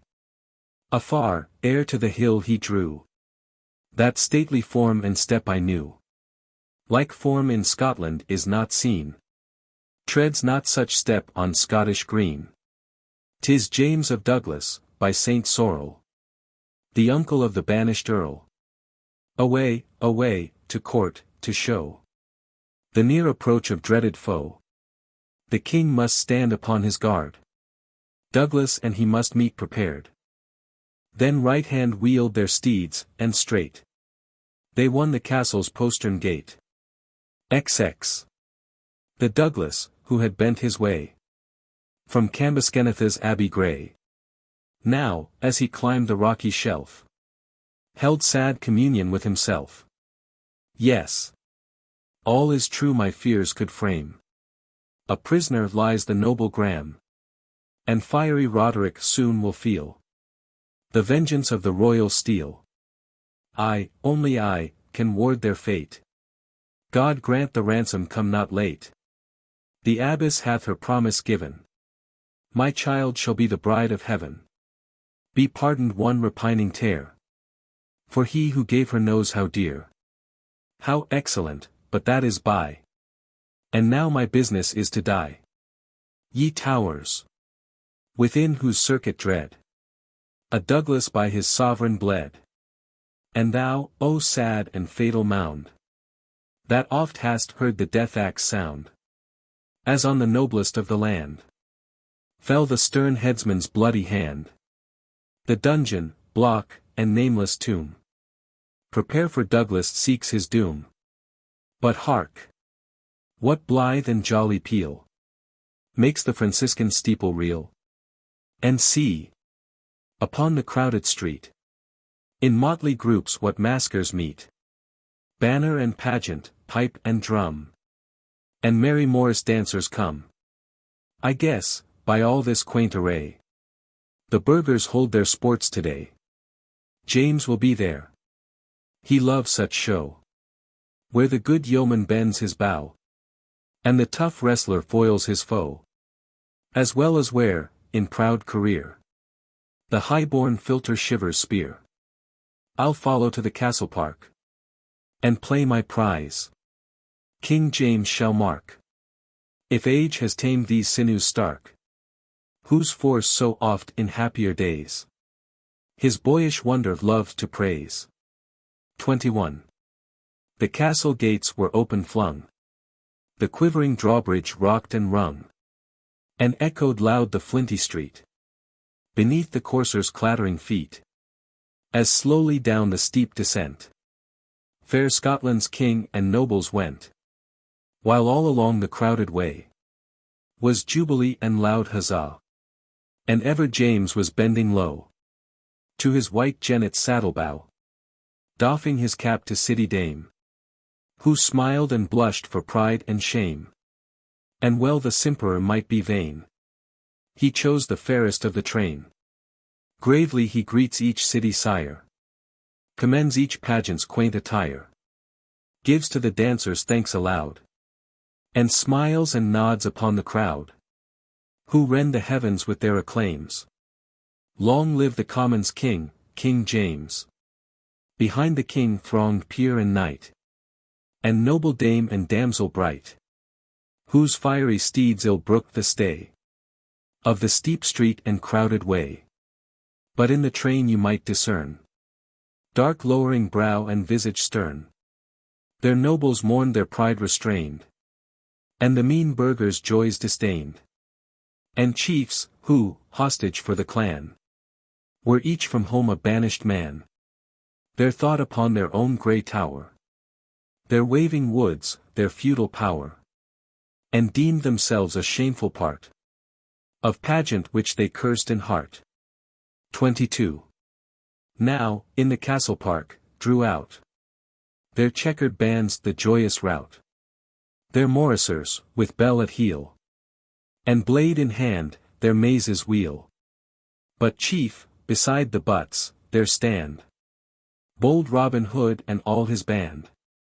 Friar Tuck with quarterstaff and cowl, old Scathelock with his surly scowl, Maid Marian, fair as ivory bone, Scarlet, and Much, and Little John. Their bugles challenge all that will in archery to prove their skill. The Douglas bent a bow of might, his first shaft centered in the white, and when in turn he shot again, his second split the first in twain. From the king's hand must Douglas take a silver dart, the archer's stake.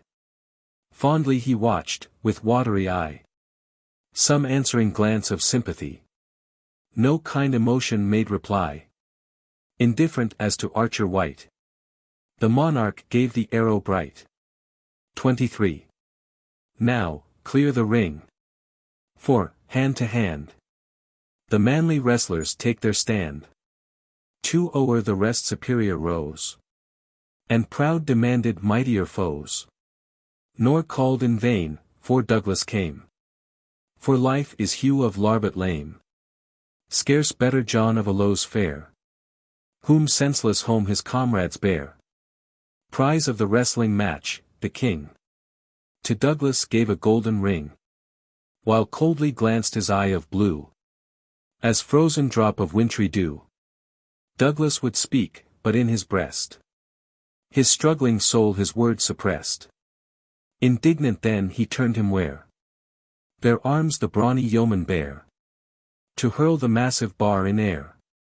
When each his utmost strength had shown, the Douglas rent an earth-fast stone from its deep bed, then heaved it high, and sent the fragment through the sky, a rood beyond the farthest mark, and still in Stirling's royal park. The grey-haired sires, who know the past, to strangers point the Douglas cast, and moralize on the decay of Scottish strength in modern day. 24. The Vale with loud applauses rang. The Ladies' Rock sent back the clang. The king, with look unmoved, bestowed a purse well filled with pieces broad. Indignant smiled the Douglas proud, and threw the gold among the crowd, who now with anxious wonder scan, and sharper glance, the dark grey man, till whispers rose among the throng. That heart so free, and hand so strong, must to the Douglas blood belong. The old man marked and shook the head, to see his hair with silver spread, and winked aside, and told each son of feats upon the English done, ere Douglas of the stalwart hand was exiled from his native land. The women praised his stately form, though wrecked by many a winter's storm. The youth with awe and wonder saw his strength surpassing nature's law. Thus judged, as is their wont, the crowd, till murmurs rose to clamours loud. But not a glance from that proud ring of peers who circled round the king, with Douglas held communion kind, or called the banished man to mind. No, not from those who at the chase once held his side the honoured place, begirt his board, and in the field found safety underneath his shield. For he whom royal eyes disown. When was his form to courtiers known? 25. The monarch saw the gambol's flag, and bade let loose a gallant stag, whose pride, the holiday to crown, 2 favorite greyhounds should pull down. That venison free and Bordeaux wine might serve the archery to dine. But Loughra, whom from Douglas' side, nor bribe nor threat could e'er divide, the fleetest hound in all the north, brave Loughra saw, and darted forth. She left the royal hounds midway, and dashing on the antlered prey, sunk her sharp muzzle in his flank, and deep the flowing life-blood drank. The king's stout huntsman saw the sport, by strange intruder broken short, came up, and with his leash unbound, in anger struck the noble hound. The Douglas had endured, that morn, the king's cold look, the noble's scorn, and last, and worst to spirit proud, had borne the pity of the crowd. But Loughra had been fondly bred to share his board, to watch his bed, and oft would Ellen Loughra's neck in maiden glee with garlands deck. They were such playmates that with name of Loughra Ellen's image came. His stifled wrath is brimming high in darkened brow and flashing eye, as waves before the bark divide. The crowd gave way before his stride. Needs but a buffet and no more. The groom lies senseless in his gore. Such blow no other hand could deal, though gauntlet in glove of steel. 26. Then clamoured loud the royal train, and brandished swords and staves amain. But stern the baron's warning. Back! Back, on your lives, ye menial pack! Beware the Douglas, yes. Behold! King James! The Douglas, doomed of old, and vainly sought for near and far, a victim to atone the war. A willing victim, now attends, nor craves thy grace but for his friends. Thus is my clemency repaid. Presumptuous lord, the monarch said, of thy misproud ambitious clan, thou, James of Bothwell, wert the man, the only man, in whom a foe my woman mercy would not know. But shall a monarch's presence brook injurious blow and haughty look? What ho! The captain of our guard, give the offender fitting ward. Break off the sports. For tumult rose, and yeomen donned to bend their bows. Break off the sports, he said and frowned, and bid our horsemen clear the ground. 27.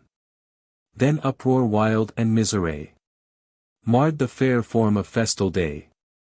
The horsemen pricked among the crowd, repelled by threats and insult loud. To earth are borne the old and weak. The timorous fly, the women shriek. With flint, with shaft, with staff, with bar, the hardier urge tumultuous war. At once round Douglas darkly sweep. The royal spears encircle deep, and slowly scale the pathway steep, while on the rear in thunder pour the rabble with disordered roar. With grief the noble Douglas saw the commons rise against the law, and to the leading soldier said, Sir John of Hindford, 'twas my blade that knighthood on thy shoulder laid. For that good deed permit me then a word with these misguided men. 28. Here, gentle friends, ere yet for me ye break the bands of fealty. My life, my honour, and my cause I tender free to Scotland's laws. Are these so weak as must require fine aid of your misguided ire? Or if I suffer causeless wrong, is then my selfish rage so strong, my sense of public will so low, that, for mean vengeance on a foe, those cords of love I should unbind, which knit my country and my kind? Oh no! Believe, in yonder tower, it will not soothe my captive hour. To know those spears our foes should dread. For me in kindred gore are red. To know, in fruitless brawl begun. For me that mother wails her son. For me that widow's maid expires. For me that orphans weep their sires. That patriots mourn insulted laws. And curse the Douglas for the cause. Oh, let your patience ward such ill. And keep your right to love me still. I. 29. The crowd's wild fury sunk again. In tears, as tempests melt in rain. With lifted hands and eyes, they prayed. For blessings on his generous head. Who for his country felt alone. And prized her blood beyond his own.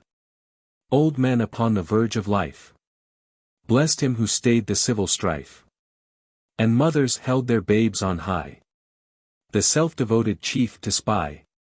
Triumphant over wrongs and ire. To whom the prattlers owed a sire. Even the rough soldier's heart was moved. As if behind some bier beloved. With trailing arms and drooping head. The Douglas up the hill he led. And at the castle's battled verge. With sighs resigned his honored charge. XXX. The offended monarch rode apart. With bitter thought and swelling heart. And would not now vouchsafe again.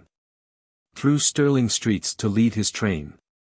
O Lennox, who would wish to rule? This changeling crowd, this common fool. Hear'st thou, he said, the loud acclaim. With which they shout the Douglas name. With like acclaim the vulgar throat. Strained for King James their morning note.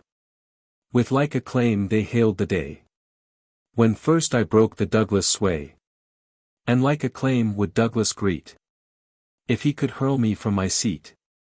Who o'er the herd would wish to reign. Fantastic, fickle, fierce, and vain. Vain as the leaf upon the stream. And fickle as a changeful dream. Fantastic as a woman's mood. And fierce as frenzy's fevered blood. Thou many-headed monster thing. Oh, who would wish to be thy king? 31. But soft. What messenger of speed? Spurs hitherward his panting steed. I guess his cognizance afar. What from our cousin, John of Mar? He prays, my liege, your sports keep bound. Within the safe and guarded ground. For some foul purpose yet unknown. Most sure for evil to the throne.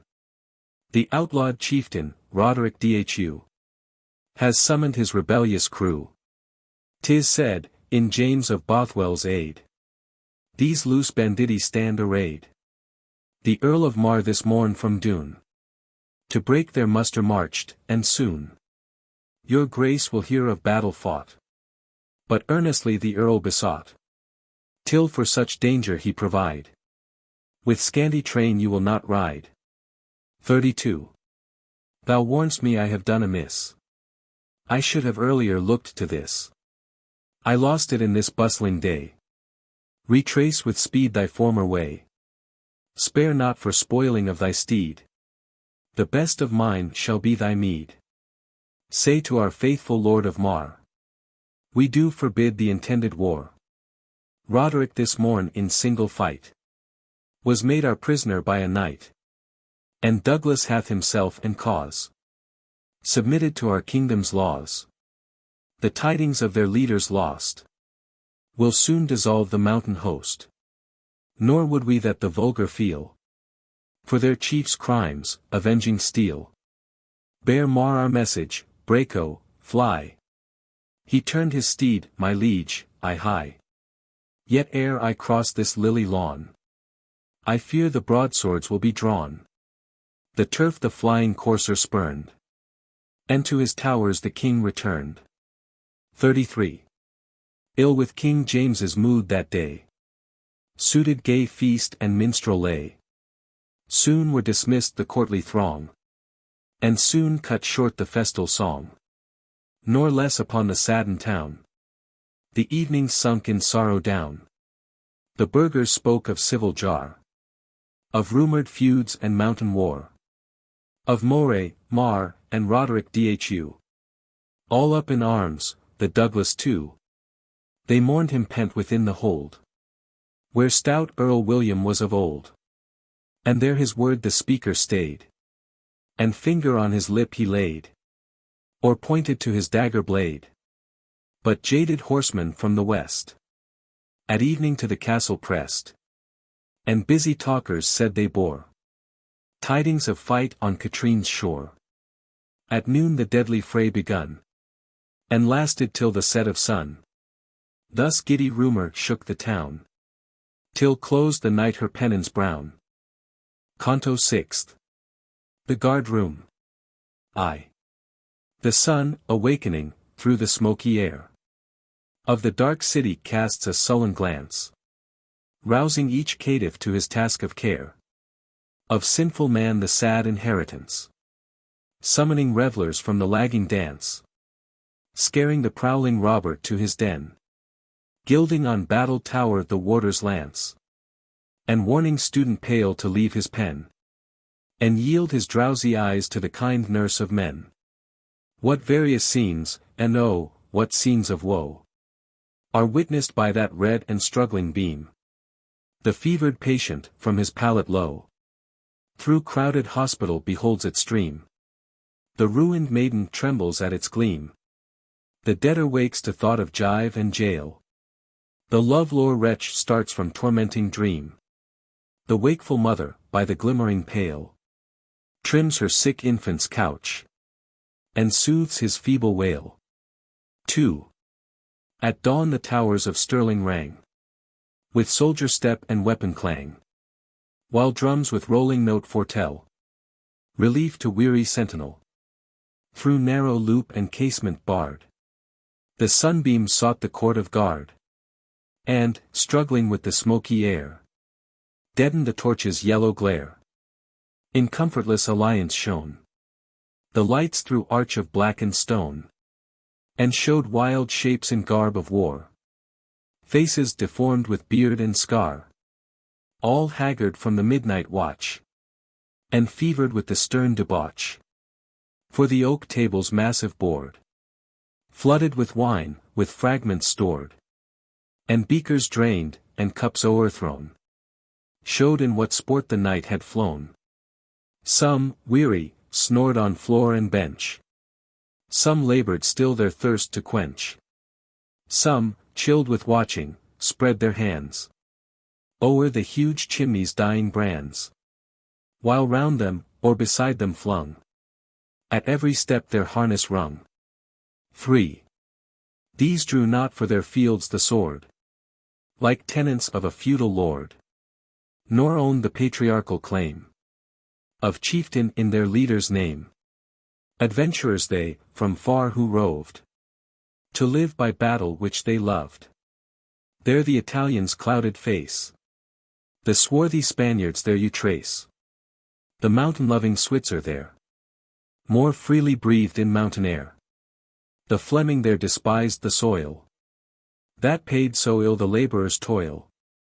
Their rolls showed French and German name, and merry England's exiles came to share, with ill-concealed disdain, of Scotland's pay the scanty gain.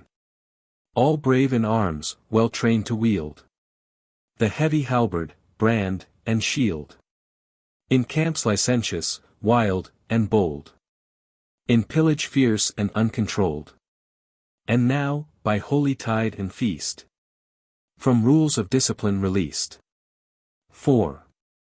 They held debate of bloody fray, fought twixt Loch Katrine and Acre. Fierce was their speech, and mid their words, their hands oft grappled to their swords, nor sunk their tone to spare the ear of wounded comrades groaning near, whose mangled limbs and bodies gored bore token of the mountain sword. Though, neighbouring to the court of guard, their prayers and feverish wails were heard, sad burden to the ruffian joke, and savage oath by fury spoke. At length up started John of Brent, a yeoman from the banks of Trent, a stranger to respect or fear, in peace a chaser of the deer, in host a hardy mutineer. But still the boldest of the crew, when deed of danger was to do, he grieved that day their games cut short, and marred the dicers' brawling sport, and shouted loud, renew the bowl. And, while a merry catch I troll, let each the buxom chorus bear, like brethren of the brand and spear. The Soldier's Song. Our vicar still preaches that Peter and Poole laid a swinging long curse on the bonny brown bowl, that there's wrath and despair in the jolly blackjack, and the 7 deadly sins in a flagon of sack. Yet whoop, Barnaby, off with thy liquor. Drink up seas out, and a fig for the vicar. Our vicar he calls it damnation to sip the ripe ruddy dew of a woman's dear lip. Says that Beelzebub lurks in her kerchief so sly, and Apollyon shoots darts from her merry black eye. Yet whoop, Jack, kiss Gillian the quicker, till she bloom like a rose, and a fig for the vicar. Our vicar thus preaches, and why should he not? For the dues of his cure are the placket and pot, and 'tis right of his office poor laymen to lurch, who infringe the domains of our good Mother Church. Yet whoop, bully boys, off with your liquor. Sweet Marjorie, the word and a fig for the vicar. 6. The warder's challenge, heard without, stayed in mid-roar the merry shout. A soldier to the portal went. Here is old Bertram, sirs, of Ghent, and beat for jubilee the drum. A maid and minstrel with him come. Bertram, a Fleming, grey and scarred, was entering now the court of guard. A harper with him, and, in plaid, all muffled close, a mountain maid, who backward shrunk to 'scape the view of the loose scene and boisterous crew. What news?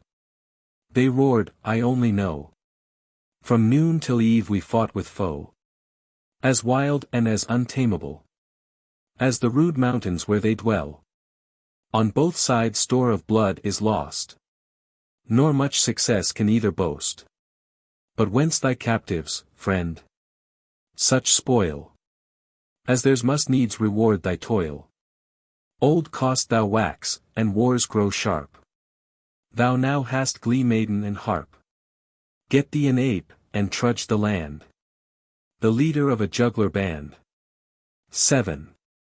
No, comrade, no such fortune mine. After the fight these sought our line, that aged harper and the girl, and, having audience of the Earl, Mar bade I should purvey them steed, and bring them hitherward with speed. Forbear your mirth and rude alarm, for none shall do them shame or harm. Hear ye his boast? Cried John of Brent. Ever to strife and jangling bent, shall he strike doe beside our lodge, and yet the jealous niggard grudge to pay the forester his fee? I'll have my share howe'er it be, despite of Moray, Mar, or thee. Bertram his forward step withstood, and, burning in his vengeful mood, old Allen, though unfit for strife, laid hand upon his dagger knife. But Ellen boldly stepped between, and dropped at once the tartan screen. So, from his morning cloud, appears the son of May through summer tears. The savage soldiery, amazed, as on descended angel gazed. Even hardy Brent, abashed and tamed, stood half admiring, half ashamed. 8. Boldly she spoke, soldiers, attend. My father was the soldier's friend. Cheered him in camps, in marches led, and with him in the battle bled. Not from the valiant or the strong should exile's daughter suffer wrong. Answered de Brent, most forward still, in every feat or good or ill. I shame me of the part one played, and thou an outlaw's child, poor maid. An outlaw I by forest laws, and Mary Needwood knows the cause. Poor Rose, if Rose be living now, he wiped his iron eye and brow, must bear such age, I think, as thou. Hear ye, my mates. I go to call the captain of our watch to hull. There lies my halberd on the floor, and he that steps my halberd o'er, to do the maid injurious part, my shaft shall quiver in his heart. Beware loose speech, or jesting rough. Ye all know John de Brent. Enough. 9. Their captain came, a gallant young. Of Tullibardine's house he sprung. Nor wore he yet the spurs of knight. Gay was his mien, his humour light. And, though by courtesy controlled, forward his speech, his bearing bold, the high-born maiden ill could brook the scanning of his curious look, and dauntless eye. And yet, in sooth, young Lewis was a generous youth. But Ellen's lovely face and mien, ill suited to the garb and scene, might lightly bear construction strange, and give loose fancy scope to range. Welcome to Stirling Towers, fair maid. Come ye to seek a champion's aid? On palfrey white, with harper hoar, like errant damosel of yore? Does thy high quest a knight require? Or may the venture suit a squire? Her dark eye flashed. She paused and sighed. Oh, what have I to do with pride? Through scenes of sorrow, shame, and strife, a suppliant for a father's life, I crave an audience of the king. Behold, to back my suit, a ring, the royal pledge of grateful claims, given by the monarch to Fitz-James. X. The signet ring young Lewis took, with deep respect and altered look, and said, This ring our duty's own, and pardon, if to worth unknown, in semblance mean obscurely veiled. Lady, in aught my folly failed. Soon as the day flings wide his gates, the king shall know what suitor waits. Please you meanwhile in fitting bower, repose you till his waking hour. Female attendants shall obey your hest, for service or array. Permit I marshal you the way. But, ere she followed, with the grace and open bounty of her race, she bade her slender purse be shared among the soldiers of the guard. The rest with thanks their guerdon took. But Brent, with shy and awkward look, on the reluctant maiden's hold, forced bluntly back the proffered gold. Forgive a haughty English heart, and oh, forget its ruder part. The vacant purse shall be my share, which in my barrel cap I'll bear. Perchance, in jeopardy of war, where gayer crests may keep afar. With thanks 'twas all she could the maid his rugged courtesy repaid. 11. When Ellen forth with Lewis went, Allen made suit to John of Brent. My lady safe, oh let your grace give me to see my master's face, his minstrel I, to share his doom, bound from the cradle to the tomb. 10th in descent, since first my sires waked for his noble house their ewers.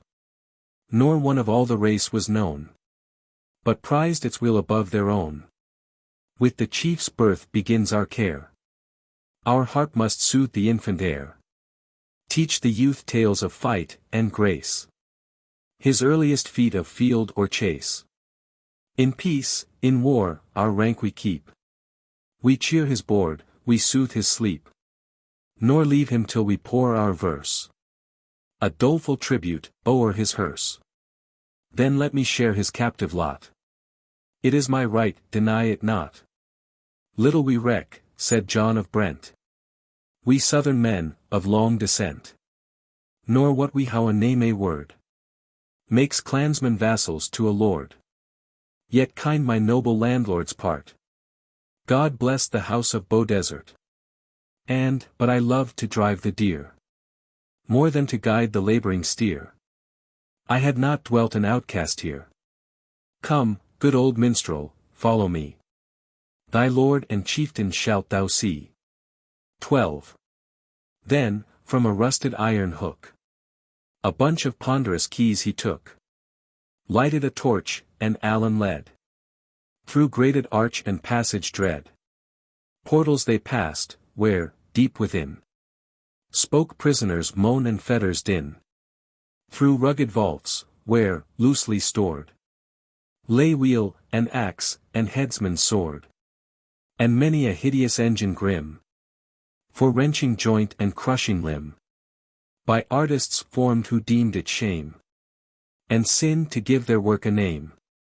They halted at a IOW browed porch, and Brent to Allen gave the torch, while bolt and chain he backward rolled, and made the bar unhasp its hold.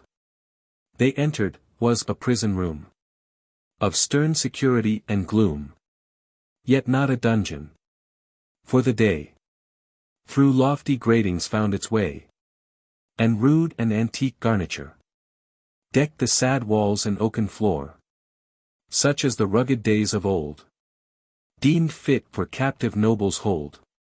Here, said de Brent, thou mayst remain, till the leech visit him again. Strict is his charge, the warders tell, to tend the noble prisoner well. Retiring then the bolt he drew, and the lock's murmurs growled anew. Roused at the sound, from lowly bed, a captive feebly raised his head. The wondering minstrel looked, and knew not his dear lord, but Roderick Dhu. For, come from where Clan Alpine fought, they, erring, deemed the chief he sought. 13.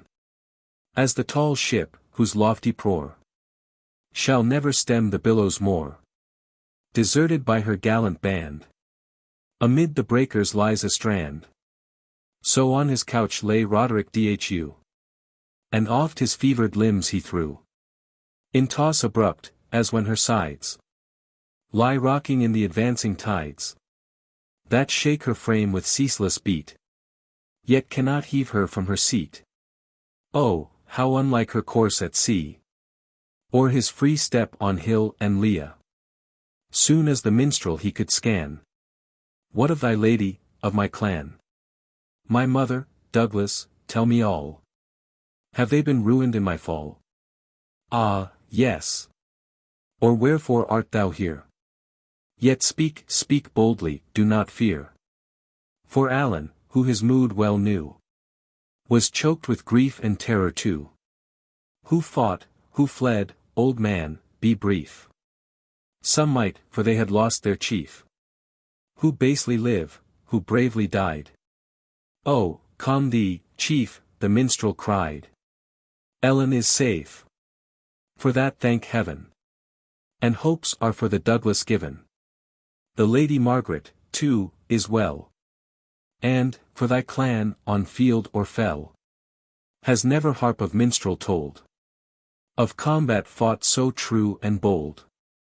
Thy stately pine is yet unbent, though many a goodly bough is rent. 14. The chieftain reared his form on high, and fever's fire was in his eye. But ghastly, pale, and livid streaks checkered his swarthy brow and cheeks. Hark, minstrel! I have heard thee play with measure bold on festal day, in yon lone isle again where ne'er shall harper play or warrior hear that stirring air that peals on high. O'er Dermid's race our victory. Strike it. And then, for well thou canst, free from thy minstrel spirit glanced, fling me the picture of the fight, when met my clan the Saxon might. I'll listen, till my fancy hears the clang of swords, the crash of spears. These grates, these walls, shall vanish then, for the fair field of fighting men, and my free spirit burst away, as if it soared from battle fray. The trembling bard with awe obeyed. Slow on the harp his hand he laid, but soon remembrance of the sight he witnessed from the mountain's height, with what old Bertram told at night, awakened the full power of song, and bore him in career along, as shallop launched on river's tide, that slow and fearful leaves the side, but, when it feels the middle stream, drives downward swift as lightning's beam. 15. Battle of Beal and Duin. The minstrel came once more to view the eastern ridge of Benvenue. For ere he parted he would say, farewell to lovely Loch Acre. Where shall he find, in foreign land, so lone a lake, so sweet a strand? There is no breeze upon the fern, no ripple on the lake. Upon her airy nods the erne.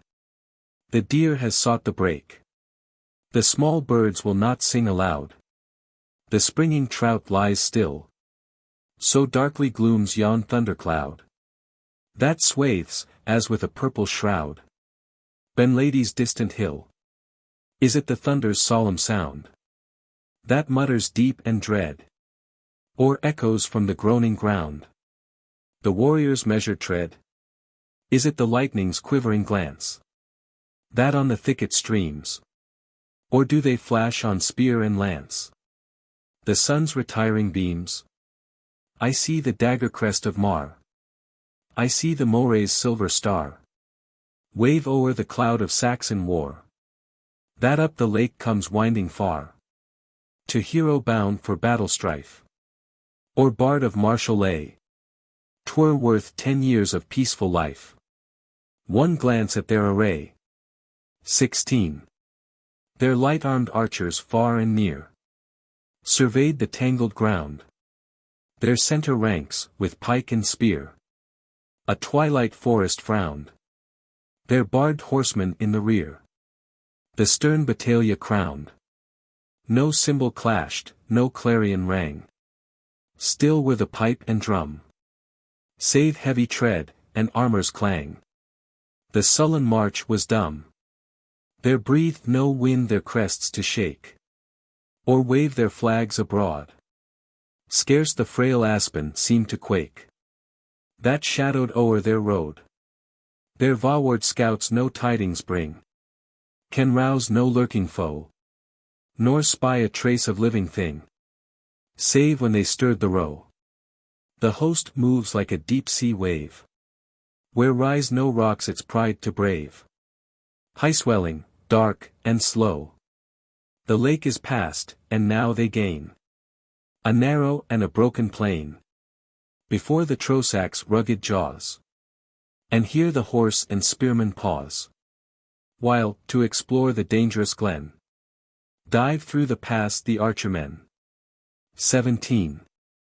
At once there rose so wild a yell within that dark and narrow dell, as all the fiends from heaven that fell had pealed the banner cry of hell. Forth from the pass in tumult driven, like chaff before the wind of heaven, the archery appear. For life, their flight they ply, and shriek, and shout, and battle cry, and plaids and bonnets waving high, and broadswords flashing to the sky, are maddening in the rear. Onward they drive in dreadful race, pursuers and pursued, before that tide of flight and chase. How shall it keep its rooted place? The spearman's twilight wood? Down, down, cried Mar, your lance is down. Bear back both friend and foe, like reeds before the tempest's frown.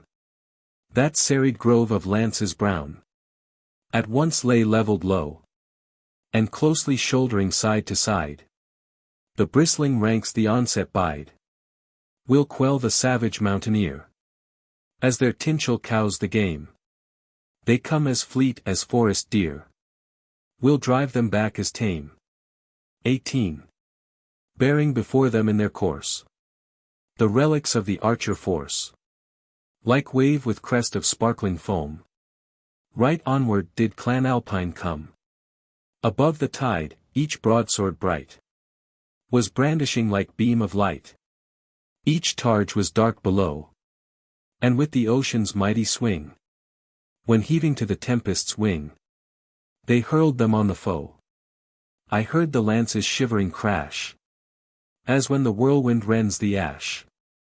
I heard the broadsword's deadly clang, as if 100 anvils rang. But Moray wheeled his rearward rank of horsemen on Clan Alpine's flank.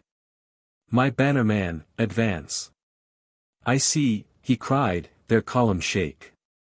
Now, gallants. For your lady's sake. Upon them with the lance. The horsemen dashed among the rout. As deer break through the broom. Their steeds are stout, their swords are out. They soon make lightsome room. Clan Alpine's best are backward borne. Where was Roderick then? One blast upon his bugle horn were worth 1,000 men. And refluent through the pass of fear. The battle's tide was poured. Vanished the Saxon's struggling spear. Vanished the mountain sword. As Brackland's chasm, so black and steep, receives her roaring linn. As the dark caverns of the deep suck the wild whirlpool in. So did the deep and darksome pass. Devour the battle's mingled mass. None linger now upon the plain. Save those who ne'er shall fight again. 19. Now westward rolls the battle's din. That deep and doubling pass within. Minstrel, away. The work of fate is bearing on. Its issue wait. Where the rude Trossachs' dread defile opens on Katrine's lake and isle. Grey Benvenue I soon repassed. Loch Katrine lay beneath me cast. The sun is set. The clouds are met. The lowering scowl of heaven, an inky hue of livid blue, to the deep lake has given. Strange gusts of wind from mountain glen swept o'er the lake, then sunk again. I heeded not the eddying surge. Mine eye but saw the Trossachs gorge. Mine ear but heard that sullen sound, which like an earthquake shook the ground, and spoke the stern and desperate strife, that parts not but with parting life, seeming to minstrel ear, to toll the dirge of many a passing soul. Nearer it comes the dimwood glen, the martial flood disgorged again, but not in mingled tide. The plaid warriors of the north, high on the mountain thunder forth, and overhang its side, while by the lake below appears the darkening cloud of Saxon spears. At weary bay each shattered band, eyeing their foemen, sternly stand. Their banners stream like tattered sail, that flings its fragments to the gale. And broken arms and disarray marked the fell havoc of the day. XX. Viewing the mountain's ridge askance, the Saxons stood in sullen trance, till Moray pointed with his lance, and cried, Behold yon isle. See! None are left to guard its strand, but women weak, that wring the hand. 'Tis there of yore the robber band, their booty wont to pile. My purse, with bonnet pieces store, to him will swim a bow-shot o'er, and loose a shallop from the shore. Lightly will tame the war-wolf then, lords of his mate, and brood, and den. Forth from the ranks a spearman sprung, on earth his casque and corslet rung. He plunged him in the wave. All saw the deed, the purpose knew, and to their clamours Benvenue a mingled echo gave. The Saxons shout, their mate to cheer.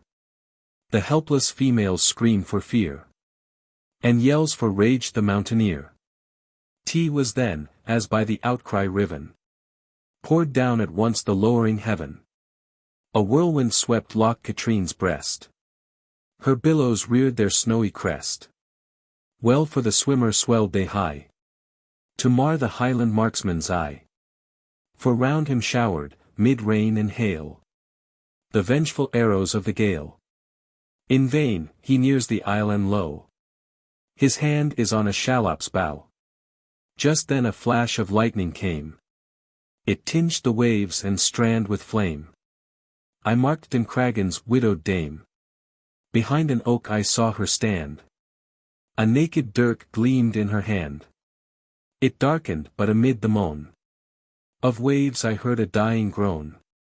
Another flash. The spearman floats A weltering corse beside the boats. And the stern matron o'er him stood. Her hand and dagger streaming blood. 21. Revenge. Revenge, the Saxons cried. The gale's exulting shout replied. Despite the elemental rage. Again they hurried to engage. But, ere they closed in desperate fight. Bloody with spurring came a knight. Sprung from his horse, and from a crag. Waved, twixt the hosts a milk-white flag. Clarion and trumpet by his side. Rung forth a truce note high and wide. While, in the monarch's name, afar. A herald's voice forbade the war. For Bothwell's lord and Roderick bold. Were both, he said, in captive hold. But here the lay made sudden stand. The harp escaped the minstrel's hand. Oft had he stolen a glance, to spy how Roderick brooked his minstrelsy. At first, the chieftain, to the chime, with lifted hand kept feeble time. That motion ceased, yet feeling strong, varied his look as changed the song. At length, no more his deafened ear the minstrel melody can hear. His face grows sharp, his hands are clenched, as if some pang his heartstrings wrenched. Set are his teeth, his fading eye is sternly fixed on vacancy. Thus, motionless and moanless, drew his parting breath stout Roderick Dhu. Old Alpine looked on aghast, while grim and still his spirit passed. But when he saw that life was fled, he poured his wailing o'er the dead. 22. Lament. And art thou cold and lowly laid? Thy foeman's dread, thy people's aid. Breadalbane's boast, Clan Alpine's shade. For thee shall none a requiem say. For thee, who loved the minstrel's lay. For thee, of Bothwell's house the stay. The shelter of her exiled line. E'en in this prison house of thine. I'll wail for Alpine's honored pine. What groans shall yonder valleys fill? What shrieks of grief shall rend yon hill? What tears of burning rage shall thrill? When mourns thy tribe thy battles done. Thy fall before the race was won. Thy sword ungirt ere set of sun. There breathes not clansman of thy line, but would have given his life for thine. Oh, woe for Alpine's honored pine! Sad was thy lot on mortal stage. The captive thrush may brook the cage. The prisoned eagle dies for rage. Brave spirit, do not scorn my strain. And, when its notes awake again, even she, so long beloved in vain, shall with my harp her voice combine, and mix her woe and tears with mine, to wail Clan Alpine's honored pine. 23. Ellen the while, with bursting heart, remained in lordly bower apart, where played, with many-colored gleams, through storied pane the rising beams. In vain on gilded roof they fall, and lightened up a tapestried wall, and for her use a menial train, a rich collation spread in vain. The banquet proud, the chamber gay, scarce drew one curious glance astray. Or if she looked, tea was but to say, with better omen dawned the day. In that lone isle, where waved on high the dun deer's hide for canopy, where oft her noble father shared the simple meal her care prepared, while Lufra, crouching by her side, her station claimed with jealous pride. And Douglas, bent on woodland game, spoke of the chase to Malcolm Graeme, whose answer, oft at random made, the wandering of his thoughts betrayed. Those who such simple joys have known, are taught to prize them when they've re-gone. But sudden, see, she lifts her head. The window seeks with cautious tread. What distant music has the power to win her in this woeful hour? Tea was from a turret that o'erhung her latticed bower, the strain was sung. 24. Lay of the imprisoned huntsman. My hawk is tired of perch and hood. My idle greyhound loathes his food. My horse is weary of his stall. And I am sick of captive thrall. I wish I were as I have been, hunting the hart in forest green, with bended bow and bloodhound free. For that's the life is meet for me. I hate to learn the ebb of time, from yon dull steeple's drowsy chime, or mark it as the sunbeams crawl, inch after inch, along the wall. The lark was wont my matins ring, the sable rook my vespers sing. These towers, although a king's they be, have not a hall of joy for me. No more at dawning morn I rise, and sun myself in Ellen's eyes. Drive the fleet deer the forest through, and homeward wend with evening dew.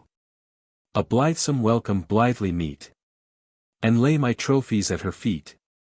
While fled the eve on wing of glee, that life is lost to love and me. 25. The heart-sick lay was hardly said. The listener had not turned her head. It trickled still, the starting tear, when light a footstep struck her ear, and Snowdoun's graceful knight was near. She turned the hastier, lest again the prisoner should renew his strain. "Oh welcome, brave Fitz-James," she said.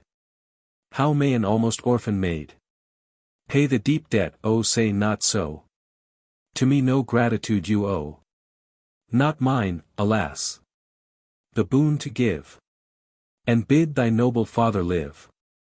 I can but be thy guide, sweet maid, with Scotland's king thy suit to aid. No tyrant he, though ire and pride may lay his better mood aside. Come, Ellen, come. 'Tis more than time. He holds his court at morning prime. With heating heart, and bosom wrung, as to a brother's arm she clung. Gently he dried the falling tear, and gently whispered hope and cheer. Her faltering steps half led, half stayed, through gallery fair and high arcade, till at his touch its wings of pride a portal arch unfolded wide. 26.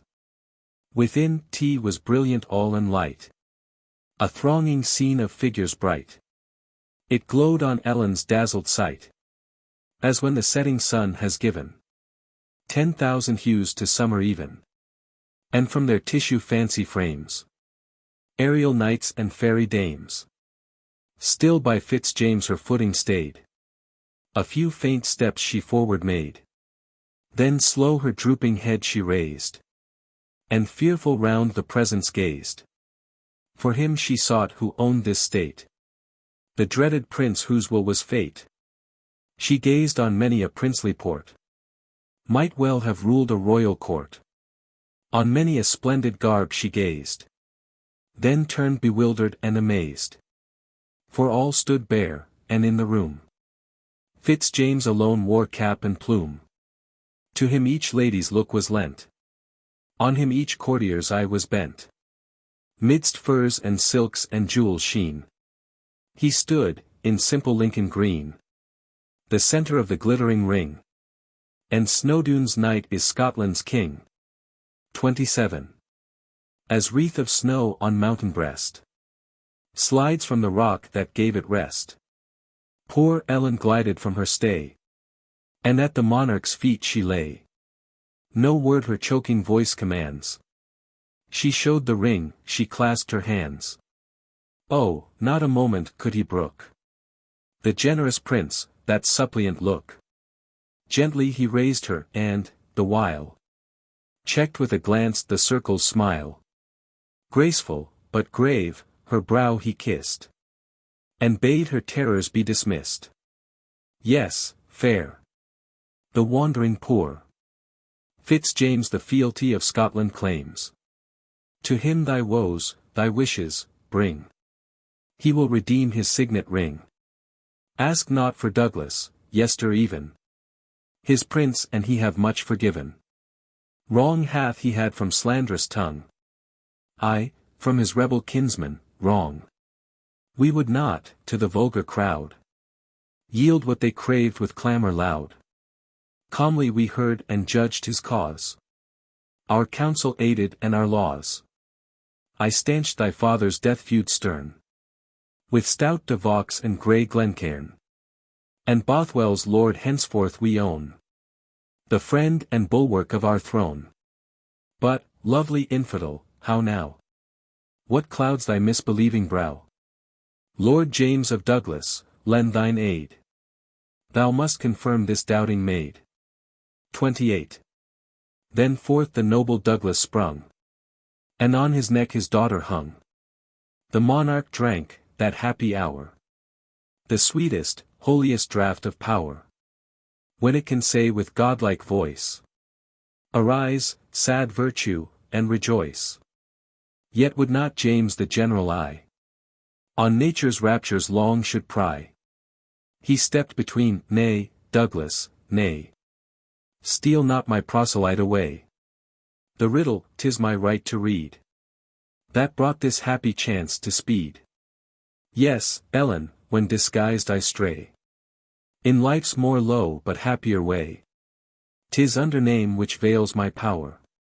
Nor falsely veils, for Stirling's tower. Of yore the name of Snowdoun claims. And Normans call me James Fitz-James. Thus watch I o'er insulted laws. Thus learn to right the injured cause. Then, in a tone apart and low. Ah, little traitress! None must know. What idle dream, what lighter thought? What vanity full dearly bought? Joined to thine eyes' dark witchcraft, drew my spellbound steps to Benvenue. In dangerous hour, and all but gave thy monarch's life to mountain glaive. Aloud he spoke, thou still cost hold that little talisman of gold. Pledge of my faith, Fitz-James's ring. What seeks fair Ellen of the king? 29. Full well the conscious maiden guessed. He probed the weakness of her breast. But with that consciousness there came a lightening of her fears for Graeme. And more she deemed the monarch's ire kindled 'gainst him who for her sire rebellious broadsword boldly drew.